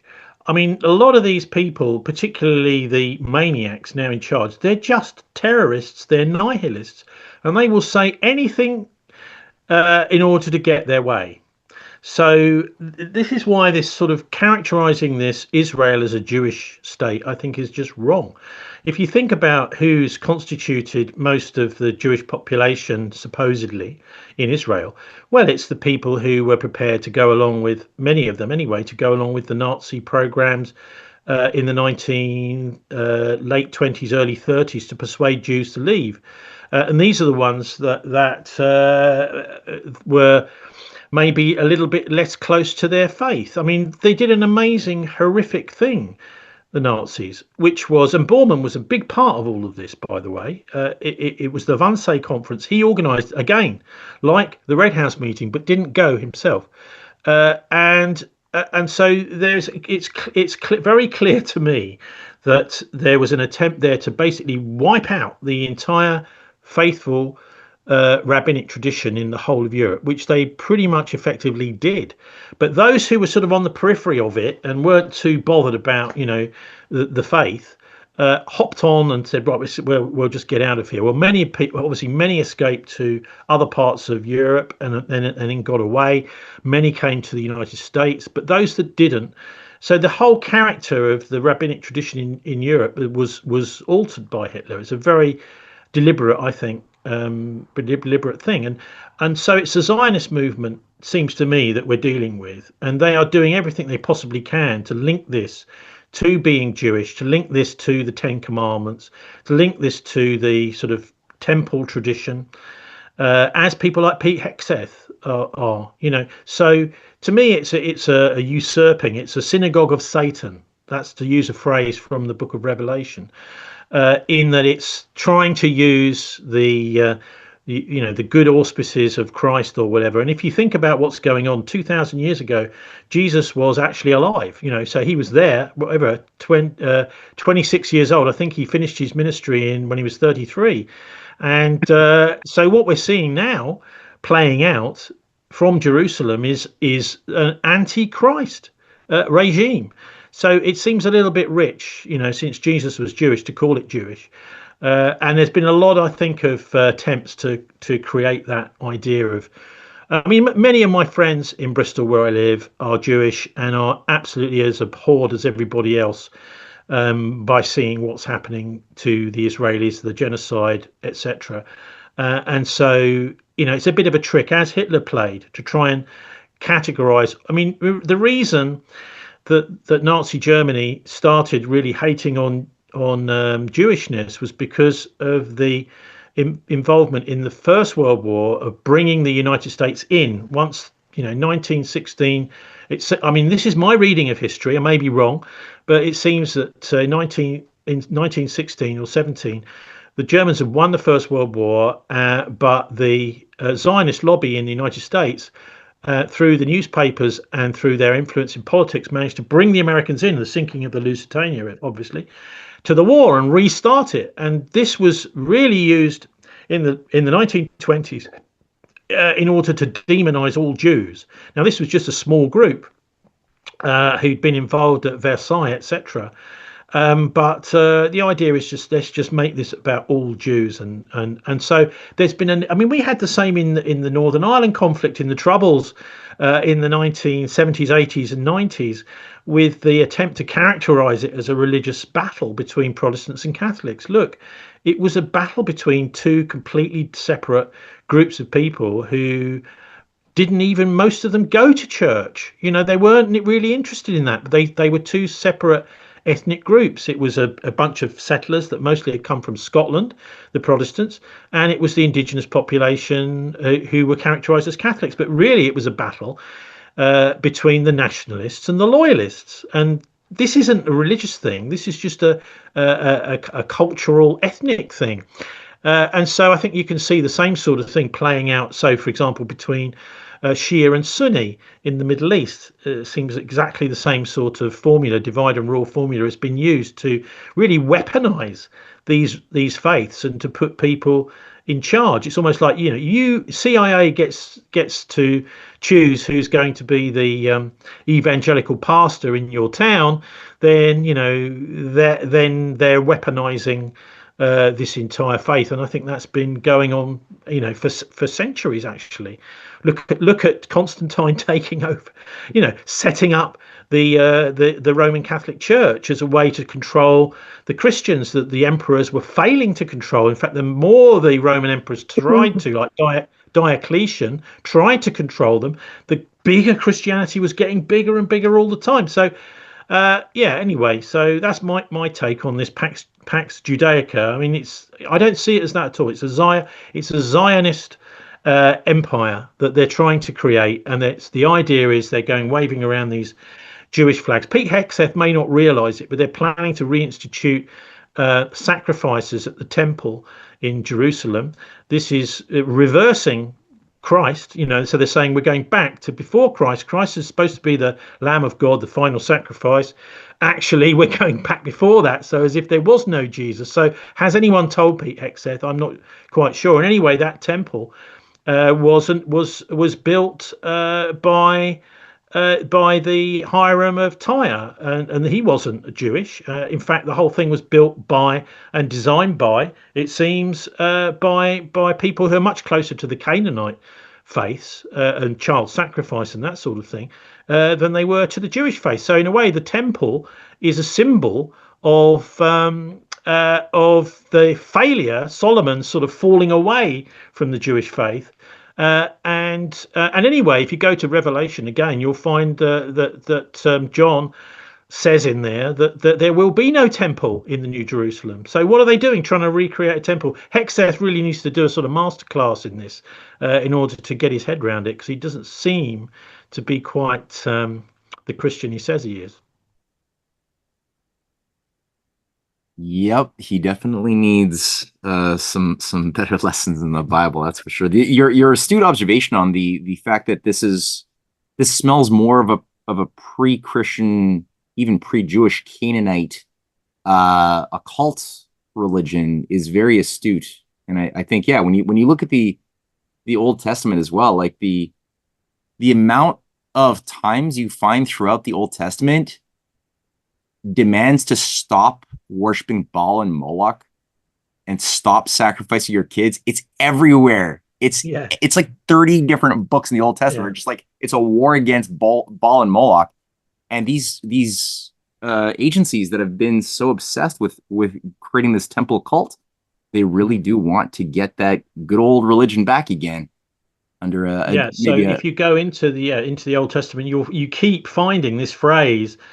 When a king dies, I think it's in the Book of Kings, actually, again and again. It's through all the different kings that they've got. And when a king dies, the whoever's writing the book, I'm not quite sure who it was, but is saying, this is the Jewish history basically saying, this king was displeasing to Yahweh. So they were doing worship on the high places and this sort of thing. So there's this sort of, I suppose, peripheral prophecy priesthood, which is keeping an eye on what are our leaders doing? Are they actually keeping to the faith constantly? This really niggled many of the kings. They really hated having these prophets out there, the sort of guys that you'd see in the Monty Python Life of Brian, giving a great speech about some, whatever they thought the prophets were, and then maybe getting stoned for saying the wrong thing. But anyway, there was a very powerful prophecy strain and literary strain running through the Jewish kingdoms. But most of the Jewish kings were displeasing to Yahweh, were encouraging worship on the high places, and so they were falling away. And of course, Solomon was in a way one of the worst, in that he's bringing all these concubines in. He started off really well, but he was a bit of a disaster. And then building the temple, well, I don't know if many Christians understand just how that could be, an attempt really to reverse all of the positive things that Christ brought to the world, and this idea of love your enemy. So that means love Satanists. People might not want to do that, but it means chat to the Satanists, be kind to them, and genuinely love them. And you will find, some of them will potentially come back away from that, because this is what they're trying to encourage: animosity and hatred. And we all know, I think, anybody, even children, understand that doesn't get you anywhere. Yeah, no, that's a very Christian very Christian attitude you got there, Tony. It's good. It's good because we're I think very jaded and cynical, and we're very quick to believe that good people can be corrupted. It's reinforced in our media and in our culture and our entertainment is good people becoming bad. But the idea of bad people becoming humble, going through a crisis, becoming better, that's not so present. It's a very foreign idea, unfortunately, to our current society, which I think partially why people are so incapable of seeing how the good has been able to organize and resist at better times in our past this movement of evil, because it's, good people have had that Christian outlook to try to find the goodness inside of somebody who is wayward and work to try to bring out the better part of them. And that's like all throughout history. So I just appreciate you just saying that the way you did. It's very good. JD, I'll jump back to the questions because I don't want to hog you, because I know people are lined up to ask you questions. I just want to say something really quickly about this, this idea of Jews, actually, many Jews becoming really disillusioned with Israel, moving away from Israel, starting to think, what is this thing that I've been conned into being? I think it was Tim Cohen, who's a writer on the Antichrist, quite an interesting guy, saying Jews are getting to the point where it's time to get out of Dodge. Things are getting too tough, getting too rough. And so this, of course, is, and the way you get around this, if you're really an evildoer, is to create something like AI. So decisions are being made by non-people. You can't find the people to cooperate with your plan. So you've invented these little bots that do it, without thinking, because they're totally inhuman. I remember also meeting, amazing it was to meet him, David Rockefeller, at one of the Bilderberg conferences. One of the photographers pointed out, I think that's Rockefeller. So I walked over. I'd read so much about the Rockefellers, and I was sort of half expecting some kind of nasty. He was a very, very nice, gentle guy. And I remember thinking, so I kind of thought you might be a bit like this. He wasn't aggressive. He was very kind. But he didn't want to talk about anything to do with the conference. Every question I put to him, he wanted to talk about the lovely fish restaurant that was around the corner, But I think we have to understand these are human beings, and that's, I think, the purpose of Nick Land and his artificial intelligence is the creation of a whole sort of army of bots that will do what human beings would never do in the future. JD Tippett. JD, go for it. Yeah, thanks so much, Tony. That was really a great presentation. I thought, especially off of the last comments of Matt. JD, your voice is not coming through too clearly. Could you speak somehow directly? Can you hear me? That's better. Yeah. Is that better? Okay. Yeah, I was just going to say, especially off the tail end of what Matt just talked about the potential goodness, because it does seem like, as you mentioned, this Pax Zionica, or what, maybe Pax Americana, just the kind of thing that we're seeing where we're looking at a general range of passive compliance to full-blown subjugation, where we're seeing a cessation of our freedom. Yeah. And, potentially, maybe the idea that we're a conquered nation or conquered nations, the West. Yeah. You guys had a good presentation a few days ago about the war on the West. And so, when I think about all that, and I think, are we really in a place where we can no longer fight back against empire? Have we crossed over in some way? I mean, I look to maybe the last 125 years. I kind of call the when the Rhodes Trust kind of came out, that's maybe was the coup de grace from all of the things that happened in the late 19th century, from the assassination of Lincoln and all the assassinations that happened to the end there, and all of a sudden, we cross over into this little over a century of cessation of freedom, where we're just seeing where everything that we try to do as a sovereign individual is getting the top down pressure, on us, and the inability to pursue freedom and things like that, in that way. Do you see us moving away from, are we going to see a restoration of justice? Are we going to see something genuine? Are we going to maybe see some harmony come back into play here, of harmony of our interests, just in a general way? Well, I mean, look, I think it's going to be rough. I think it's going to get really rough. United States, you're right. I think it's owned. Britain is owned. I mean, so just as a really simple example, we've got these bombers that have been taking off from Gloucestershire, just down the road from me here, and they're bombing Iran now. The opening of the Iran war, Purim time, we had the British Prime Minister saying the Americans were not going to be allowed to use any British bases. But suddenly the Americans just did, because what are you going to do? You're going to send the SAS into our US Air Force base in Gloucestershire?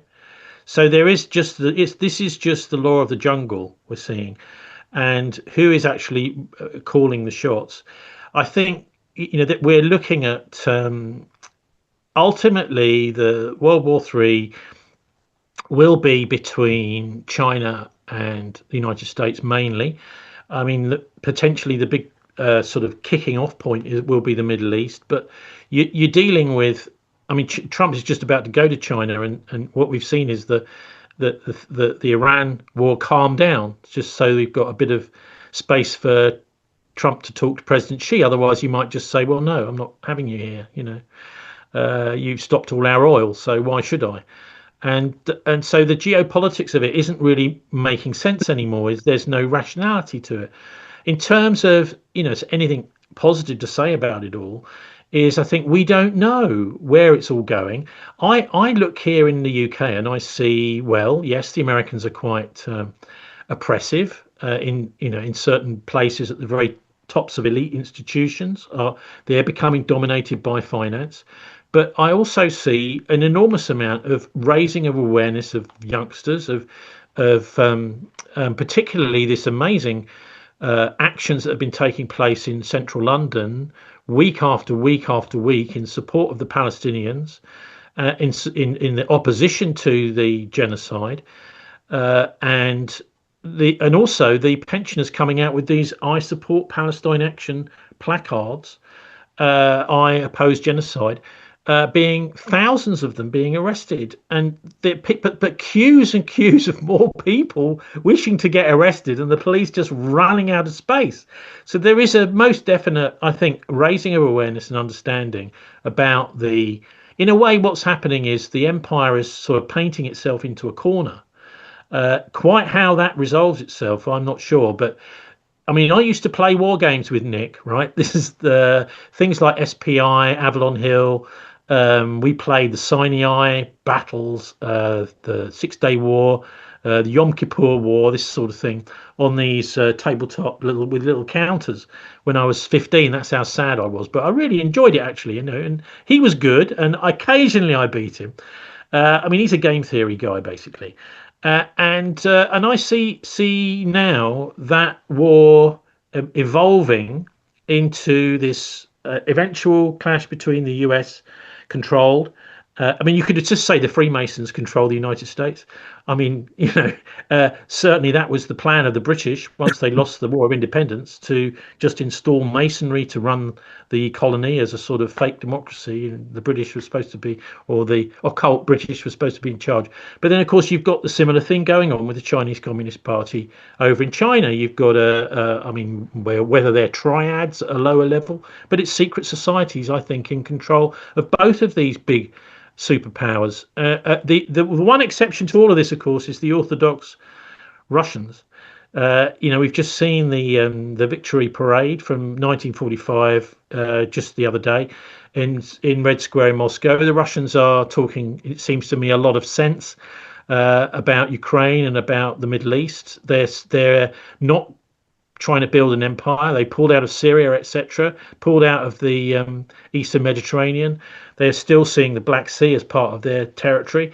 So Russia is, and their allied nations like Belarus, etc., they seem to be the sensible guys in the room. And I can tell you, the games we played back in those days, you can look at what's happening. And this is why I think the British and the royal family here, Charles particularly, dislikes Putin.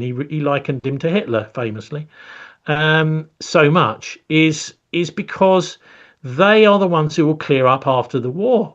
The Russians are obviously a nuclear power. You don't mess with these people, otherwise they're just going to wipe you out.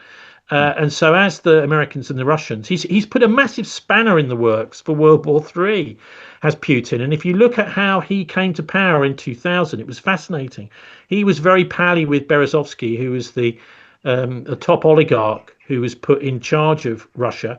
He owned NTV, the first private TV station in the newly liberated. They had a horrendous economic crisis with quite a lot of people were starving, apart from the fact they had dachas to go to where they could grow food, which we don't have generally in the rest of the West. But so in that era, Putin managed to convince Berezovsky that he was going to be his man. You know, he knew about the apartment bombings in '99, so he took over from Yeltsin. Berezovsky thought he was doing the right thing. He had someone that he had by the short and curlies as a president. But the first thing Putin did was he spoke to the chief prosecutor. He said, "What have you got on Berezovsky?" And so within a very short period of time, Putin was able to phone Berezovsky up and say, "Look, I haven't been able to stop the prosecution. They're doing you for the flotation, which was totally fraudulent, and I'm trying to stop the prosecution. I'm going to show my hand too much if I do it, but I advise you, can you please just get out of the country for a few weeks, and I'll turn off the heat on you." And that was, I think, on a Friday. Berezovsky flew out at the weekend, and that was it, because Putin had got the top oligarch out of the country. It sent a message to all the other oligarchs, Khodorkovsky, the rest of them, that if you mess with the Kremlin, you're going to end up either in jail or you're going to be booted out of your country. You're going to have your assets seized. So Putin made it absolutely clear to all of these oligarchs that he was in charge, and you could do what you want, do your drugs, whatever, sell your shares, take over companies, but if you start stepping on the toes of the Kremlin, right, you're out. So don't even think about it. And so in a way, he became the sort of top oligarch in the country, only he was the president. I think he was able to do this really because of his Siloviki. He was, sort of FSB guy, KGB guy in the run-up to all of this. And so he turned the tables on Berezovsky, who came to a bit of a sticky end in London. So that's the way I see things playing out, with the Russians being the sort of sensible guys in the room generally at the United Nations, etc., and possibly being able to sweep up after a Third World War. Is it a pipe dream maybe that we would imagine a real peace coming between Russia and China and the United States ever, or in this let's call interregnum, if we will? Well, look, I think, to be quite frank, I think lots of people are going to be caught up in this, whether it's an economic disease, whether it's warfare. However, it's difficult to see it not, wiping millions of us out. But ultimately, they're on a hiding to nothing, as far as I can see. So long as there are still some reasonably sensible people and human beings basically in the system that are not bots or AI making decisions over life and death and over what we see and hear. So, I mean, in my own profession in journalism, we've had a massive move into the profession by AI. I mean, things like much sports news stories, you've even got whole magazines now being written by AI with fake bylines on the stories. And what's happened over the years? So everything's been being dumbed down since when I was working in the late 80s, early 90s in mainstream journalism, in broadcasting as a reporter and as a researcher. The dumbing down has led to this situation now where you could replace politicians' speeches with AI. You could replace politicians with AI. You could replace journalists with AI, and no one would notice, because it's become so anodyne, so wooden, so bland. And this is all AI can produce. It's not artificial intelligence at all, really. It's not an intelligence. It's just a form of plagiarism. and a form of copying what someone else is doing. There's no original thought, no original thinking really involved. In fact, I've tried AI on some books, particularly some of the books what I've mentioned today, and it never can get to the really interesting nub of what is actually in that book. What it does is a superficial pond skater, I call it, skimming over the surface. But people have become almost used to this now, and particularly young people. They don't see, except on social media, etc. They don't see anything else. And so I think if there were, I see that one of the most hopeful things is in independent media, and I know there's a lot of it out there. I mean, I'm talking about things like Dialogue Works, and there's all sorts of programs. Scott Ritter has done an amazing job, I think, in taking PX to pieces, really. And there are all sorts of characters who've done a great. Judge Knapp's show, I think, is just one of the greatest things in the English language at the moment. But of course, none of the people who appear on these programs will ever appear on the BBC. It's really upsetting to see. And so we have a go at doing a similar sort of thing on a obviously much smaller scale, just a Bristol perspective on what's going on in Britain and around the world, even with a few local stories too. We do local stuff. Independent media and journalism is there. So, I would just encourage anybody, stop moaning about the press. Isn't there a song? Don't hate the media. Become the media. I seem to remember from one of these like 1980s pop songs somewhere. I don't know, was it someone I'm sure will know who that was. But anyway, that's the message, I think, is rather than curse the darkness, light a lamp somewhere. Yeah, that's a very useful little beacon to hold on to, as far as a Tao, a principle of just operating in life in general. Uwe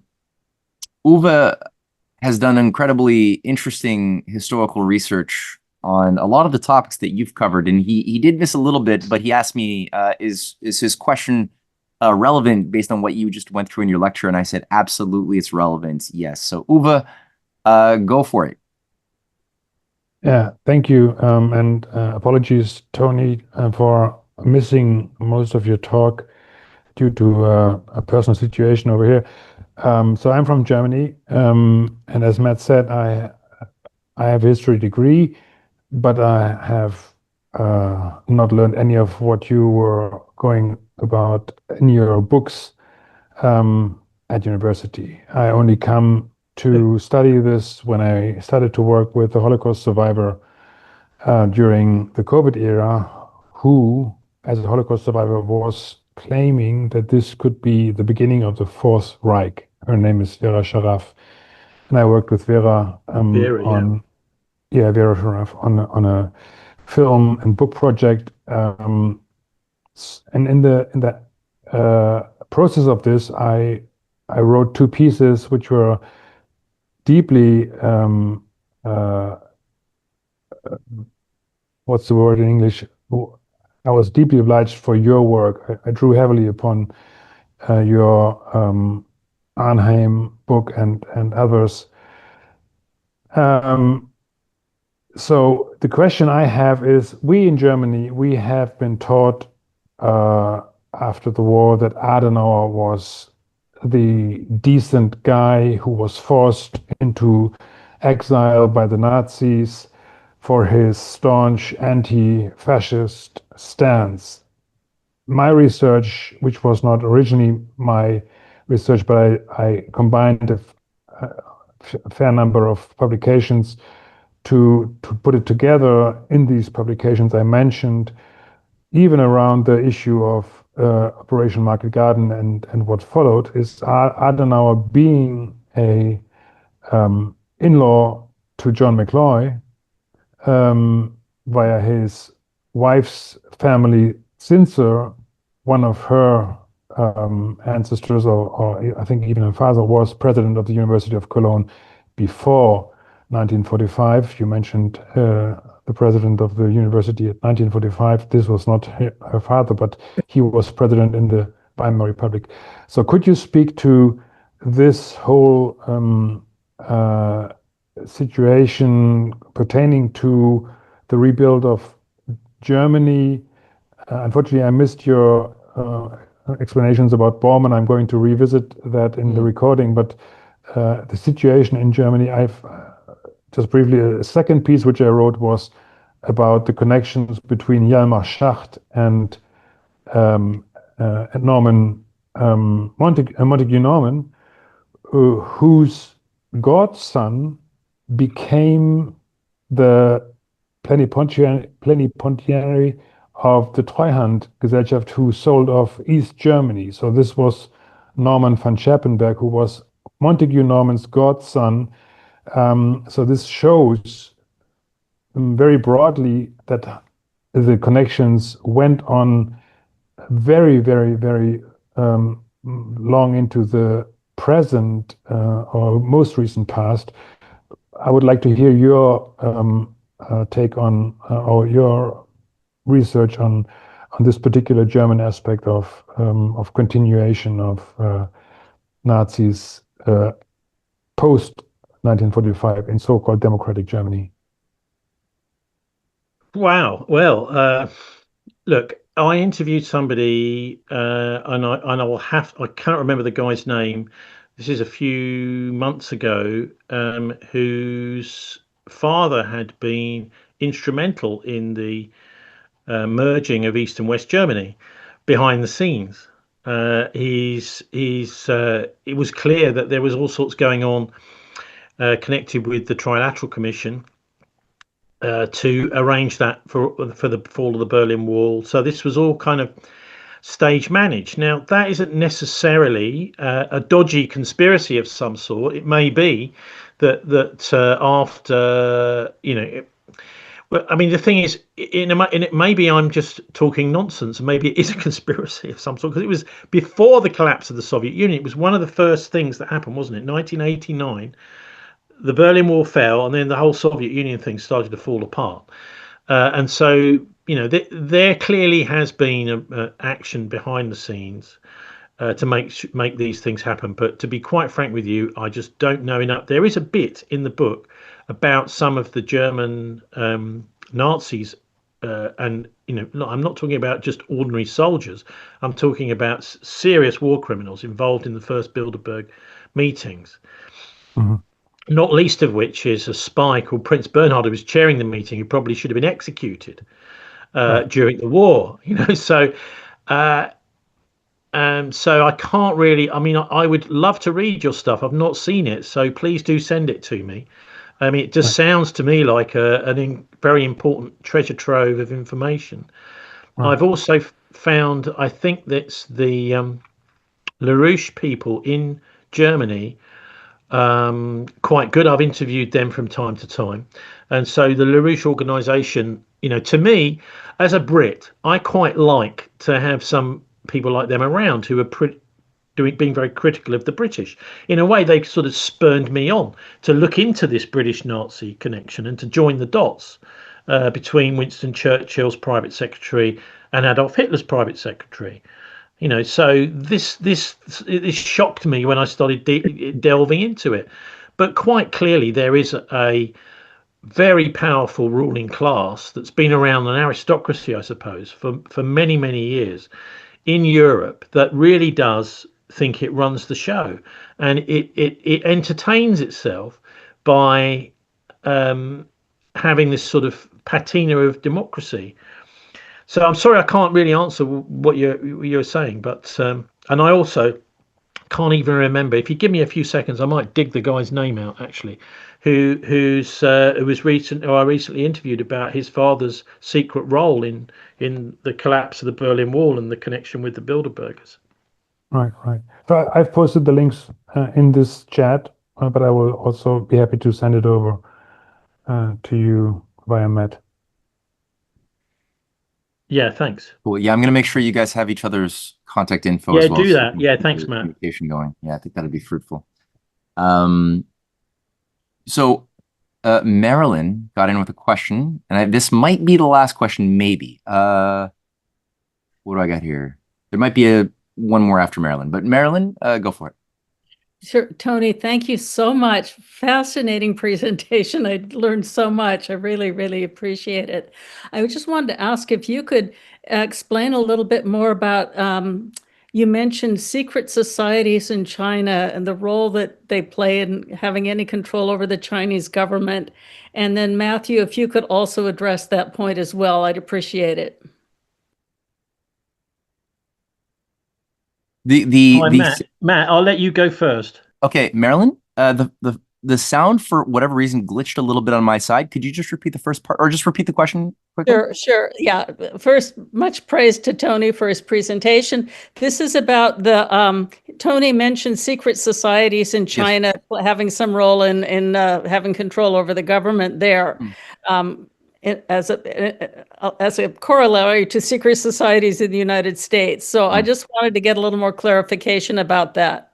Okay. Yeah, we're going to be putting together an actual documentary, Cynthia and I, very, very shortly that'll deal with a big chunk of this story. And also it'll tackle it from the standpoint of dissecting the architecture of the deep state structures, their origins and influence inside of China. Like where are the Davos influencers, the Soros influencers, these secret society networks, which are pretty well mapped out. The thing that's noteworthy about the triads is that they had to survive the purges. They got illegalized in 1949, and they were given sanctuary in Hong Kong when the British were running it. And so Hong Kong became the base, as well as Taiwan, of the triads by and large, as well as Macau under Portuguese control. It happened again under Deng Xiaoping. He also legalized secret society. So they were legalized and purged in two wars, 49. And then in 56, it happened again. And then in 77 or so, there was another takedown. But again, the British were always very happy to help provide as much support and sanctuary to these networks, which were then able to be used as pseudo-Chinese, sort of like Chinese on the surface appearance, but not really in heart, to penetrate back into China. So if you look at like the growth of the Shanghai clique of billionaires, that's sort of since the Hong Kong Shanghai Bank of Commerce days, when it was still a stronghold of the British, it was and still has remained to be a big problematic zone of traitors, which also speaks to maybe why Nick Land chose Shanghai of all places to go in China. It makes me have to just think about that. But when you look at like all of the George Soros networks in the 70s and the 80s that were coming into China, it was through Shanghai and Hong Kong, and they even took control of the government. One of the key patrons or students that Cynthia is going to go through in her video of Zhao Ziyang, who is the Soros operative who became Secretary General and tried to do the coup d'etat in 89. He had a student, a disciple, who became the governor of the Bank of China in 2015, 16, 17. He was fired from that position, but still, it just shows you the immense amount of influence that this clique has. That and I think he, to this day, Cynthia was telling me that he still runs the Davos in China. So there's that. Yeah. Could I just jump in? That's really helpful, Matthew. What I'm confused about is what Tony was saying. It seemed to me was that the ultimate conflict, World War III conflict, would be between the U.S. and China. And I thought he was implying that it would be conflict between the secret societies of the U.S. and the secret societies of China. But from what you're saying, those two sets of secret societies have been in cahoots with each other. So where's the conflict? Oh, I think that there's a certain degree of territorial. I mean, Tony may want to chime in on this. I think that there's a certain there's a long discussion you're bringing up, by the way. I don't think the collusion is 100% in the sense that I think that the most dark forces in the bowels of the Asian secret societies, I think they would like to have their particular civilization that they emerged out of and wish to control, and they're willing to sacrifice a big chunk of it as the dominant gods. You know, I think there's a fight over who's going to be the dominant gods. But I think that there's been an authentic an authentic Renaissance sort of dynamic from the Confucian tradition, which has tended to organize just in the same way that the best within the Christian West has tended to organize around these principles, which are very similar. Love thy neighbor, an eye for the eye, makes the world go blind. Like a lot of these principles are found within Christian and Confucian teachings. And these traditions are artistic, they're scientific, and they create movements of healthy patriotism that helps people at different moments to have a moral and intellectual bearing on how to fight this beast. So I think that they've done a pretty impressive job compared to how shitty of a job we've done at maintaining that better tradition that JFK and Martin Luther King and others died for. But I don't know, Tony, if you want to add to that. Okay, so look, the way these secret societies operate is they're not in conflict. They just pretend to be. I mean, look at what happened in the run-up to the Second World War. The British had been with the Americans, had been funding Hitler. They were very friendly with the steel companies that were funding the Nazi Party, the Theosophists that were creating this whole mythos around the German master race and German history. And they're on both sides. They create... What Marilyn is asking about those is the Chinese triads, I'm comparing World War II to World War III. So they're on both sides of the game. I mean, there are enormous numbers of people who are obviously somewhere in the middle of the pyramid of understanding. The people down the middle here, they don't know what the people at the top are up to. So the people in the middle are the ones who are actually the people that you may be making decisions about what happens with the Chinese war machine during the war.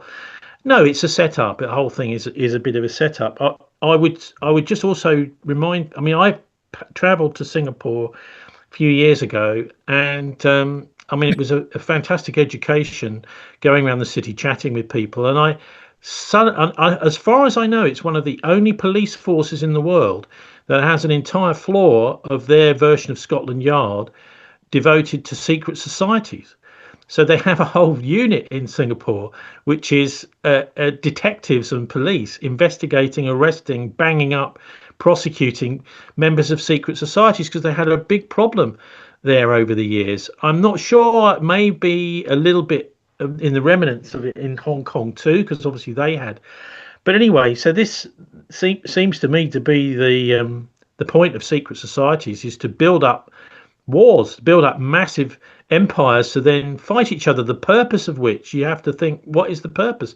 Well, the purpose is to create chaos. These are the lords of chaos. The more chaos they can create, the better. And if they can use AI to create even more chaos, or someone like Donald Trump to come out with all sorts of chaotic statements that bear no relation to reality, this is all the better for them. And out of the chaos, they will bring their religion. They will use it to demonize the things like the Jewish faith, the Christian faith, the Islamic faith, whatever. They will use this chaos to do it, and then they will, I think, use this to bring out after all of this turmoil. They'll say, well, we've got to get rid of these silly Judeo-Christian religions that have caused so much trouble. So that, I think, is their ultimate game. And then they will be the gods walking earth. Let's see. I mean, I don't honestly know if that's the case, but don't assume that there aren't people connecting the United States and China at the very top level. I'm sure there are. Look at, for example, they were sharing satellite intelligence. The Americans were sharing satellite intelligence with the Chinese government over various, when there was unrest in one of their provinces.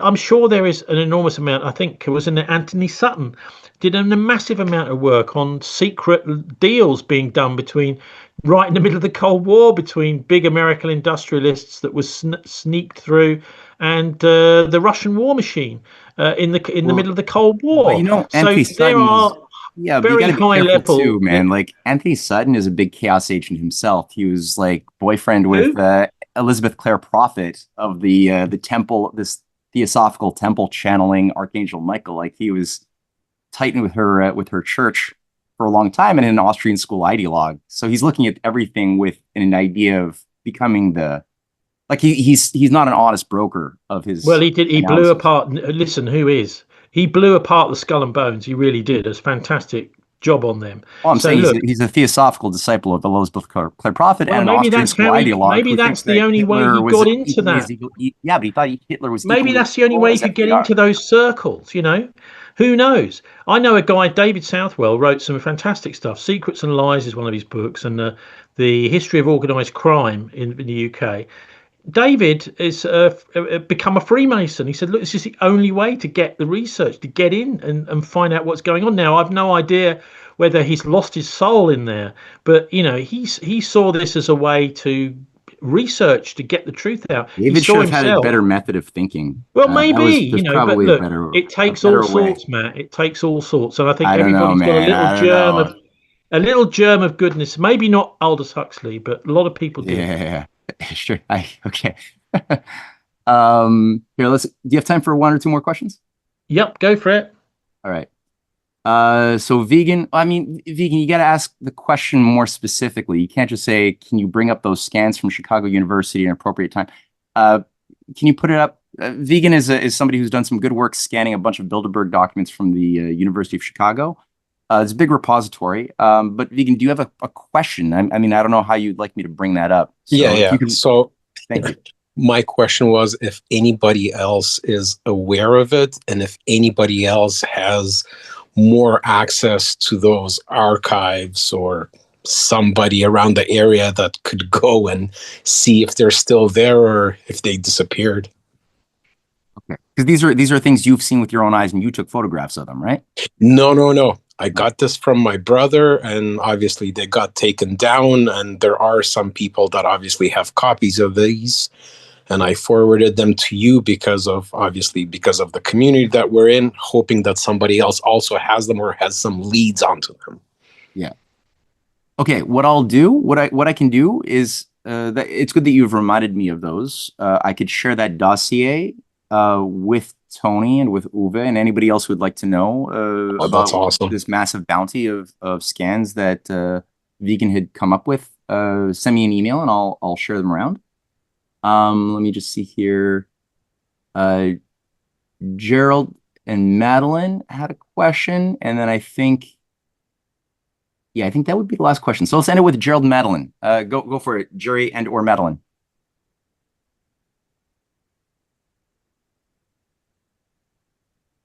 Are you guys there still? Yeah, I'm here. Okay. I just got to the computer. Okay. The and or. So my question was, if you had a comment or if you can tell, I was very curious at who brought this thing about King Charles coming to visit the US Congress, which was for me a big shock that they would allow him to speak to the Congress, thinking of the history of the two countries. And also being, I think, an anniversary of the United States, which I think is just the completely wrong celebration, the wrong aspect of bringing King Charles in there this year. So anyway, if you had something to say about that, that would be good. And the special relationship that we are supposed to have, or the US supposed to have with Great Britain. What? Mute. Tony, it's all yours.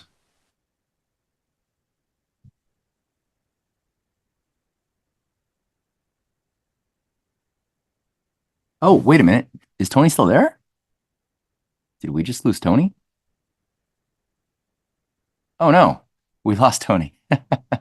All right, maybe his computer battery died or something. It happens. Sorry, Magdalena. You're gonna have to live unsatisfied with that one floating around. Oh, there he is, getting back in there. Let's see how much of that he heard.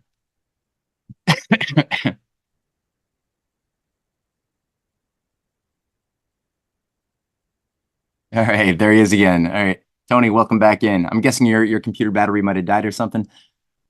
Exactly. What's happened is it wasn't quite properly plugged in, so it's and it's getting all these warning notices and ignoring them like a fool. It happens to me all the time. I know what you mean. Were you able to hear the Yeah, I did hear the question.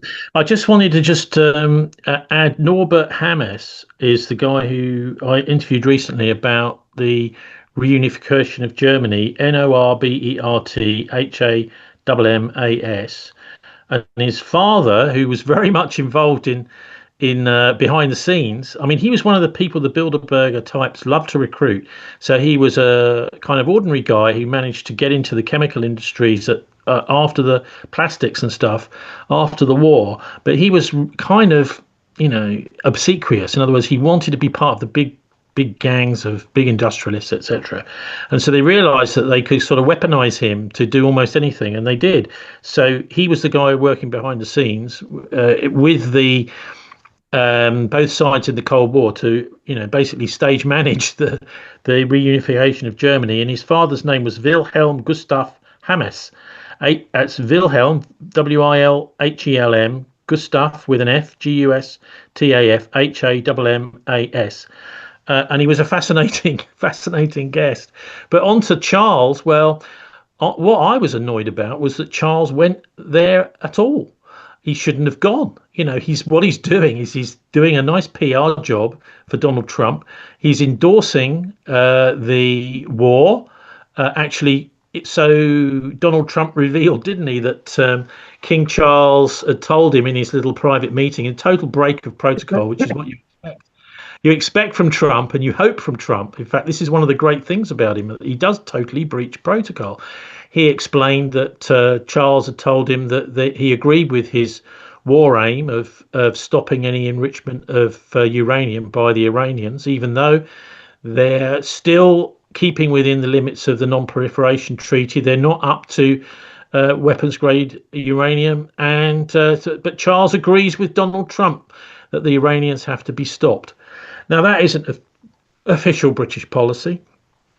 And what I see in the UK is an increasing assertion of power by Charles and by Camilla. Actually, there was an article in the Times not long after the coronation, which was entitled "Camilla Wears the Trousers," and what I was amused by was that 2 weeks later it had disappeared completely off the Times website.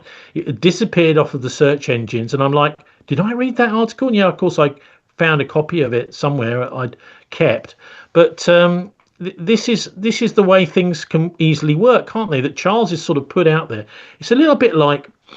I mean, I think America is going to be expendable in terms of support of Israel. So the Israelis aren't stupid. They realize that the United States is potentially going to cut off the billions that go to the Israelis. And after what they've done and what they're doing, that there is potentially some kind of democratic thing going to kick in, and the Americans will get disillusioned with it. Although they are very much in control at the moment, that may not carry on into the future. They've already got Modi in India ready to take over if the Americans pull the plug. Modi is extremely supportive of the Israelis. They've got very, very close behind the scenes relationships going on. So the Israelis don't really care if America pulls the plug. They'll make a massive fuss about it, of course, but they have contingencies for that sort of thing. But with Charles, I think you've got I mean, what we're seeing, I mean, even just like within the last few days, our Prime Minister Starmer has announced the recycling of two former Labour cabinet ministers back into the government. In fact, a Prime Minister. So Gordon Brown is now moving back into Downing Street as a special advisor to the Prime Minister. The guy that destroyed the economy back in 2008, it was the Prime Minister that took over after Tony Blair. And in fact, he said in the House of Commons, "I saved the world," by mistake. And there was about a 10-minute guffawing from all the MPs. "You saved the world. What are you talking about?"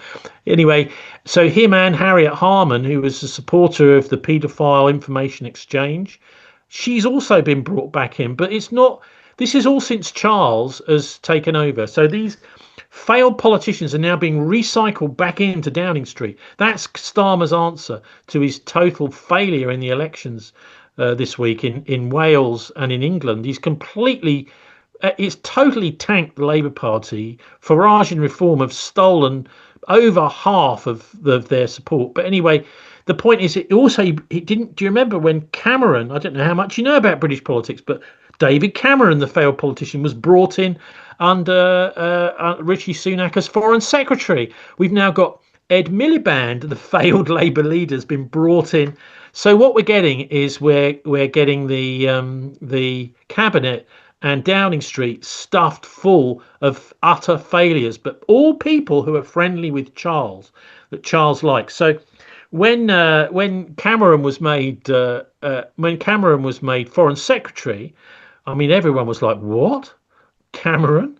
Because he's in the House of Lords, they can just put him in as Foreign Secretary.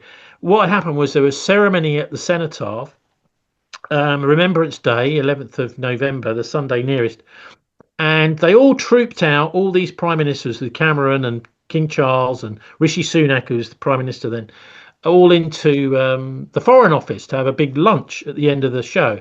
And the next day it's announced Cameron is going to be Foreign Secretary. So I think the King is running the show, to be quite frank with you. I don't think that there's very much influence by the elected politicians anymore. He also promotes the army officers. He makes them field marshals, colonels, or whatever. That's Charles that signs all that off. He signs off the judges. He signs off the ministers.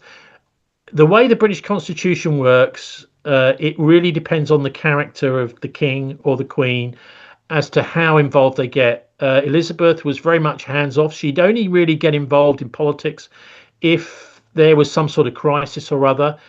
And if we go back to the 1930s, remember that Edward VIII fellow? I think we're dealing with another guy that wants to rule the roost. He sees himself as the sort of savior of the planet, godlike savior. He's even had a statue of himself with these giant wings made over in Brazil, a massive statue of Charles, and it says at the bottom, "Savior of the world." Right? So this is the attitude of Charles, is he sees himself, I'm going to save everybody through the climate crisis, blah blah blah. But there he is over in the United States, just simply whispering to Trump, "Yeah, those Iranians, they're drab." And of course he's trying to play both sides. He's got some honorary degree in Islamic studies. He's also very friendly with the Board of Deputies of British Jews, which is this right-wing Tory Jewish organisation in London. So he's trying to play both sides of this. I'm looking at him as a sort of Antichrist type figure. So if there is a war kicks off in the Middle East or wherever else, Charles is in a perfect position to come along afterwards and say, "Hey guys, look, we've got to bang heads together. Let's make peace." But he's quietly behind the scenes with Donald Trump ratting on him, saying that he's encouraging the war in the first place. Now that to me is is the sort of typical attitude of the elite that Matt talks about. This kind of these bunch of people who are invulnerable to the law and think of themselves as God. That's Charles, all right. I was always disturbed by the decision to dress Kate in the outfit of Rose from Rosemary's Baby when the Antichrist was revealed back when I think it was her second kid that she unveiled to the world. Of all the things that you could dress her in, that specific outfit is what you chose when the woman in the Roman Polanski movie is like, holding her red roses. That was. But when I say Camilla wears the trousers, I think a lot of this is being stage managed by people around them. They're not necessarily in on the joke. They're not necessarily in on the game. They may be, they may not be. That's the guessing. I mean, it was also. I mean, it's like with the COVID jabs. Both the Duke of Edinburgh and the Queen died very soon after they'd had their jabs. And then when we had Charles and Camilla very publicly doing the same, having jabs. But were they placebos or not? Who knows? We know full well, anyone that bothers to research into, there's a particularly brilliant book by John Morgan, which is How They Murdered Princess Diana, which is looking at the role that the royal family played in the murder of Diana and the killing in Paris, because she was getting particularly problematic. She was just shacking up with, about to announce the engagement to a Muslim. You imagine that. You've got Muslim half brothers and sisters or whatever of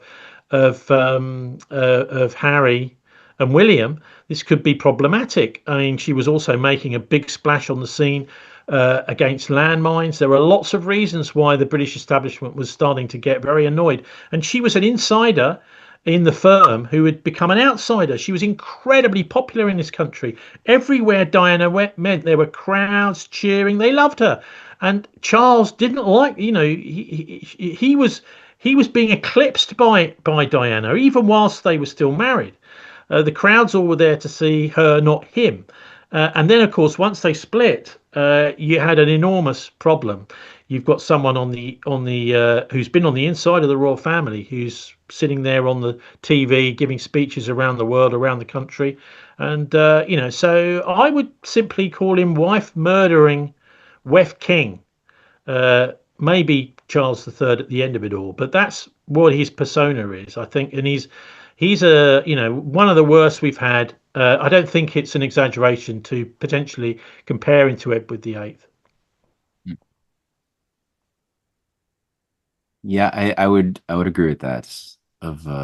There's definitely a smell of fascism and sulfur about the guy. So yeah. All right. Well, this has been an intense presentation, Tony. Thank you very much for going through all of this. I hope that this inspires people to want to go and pick up your book. Like I said, I'm gonna make this thing available.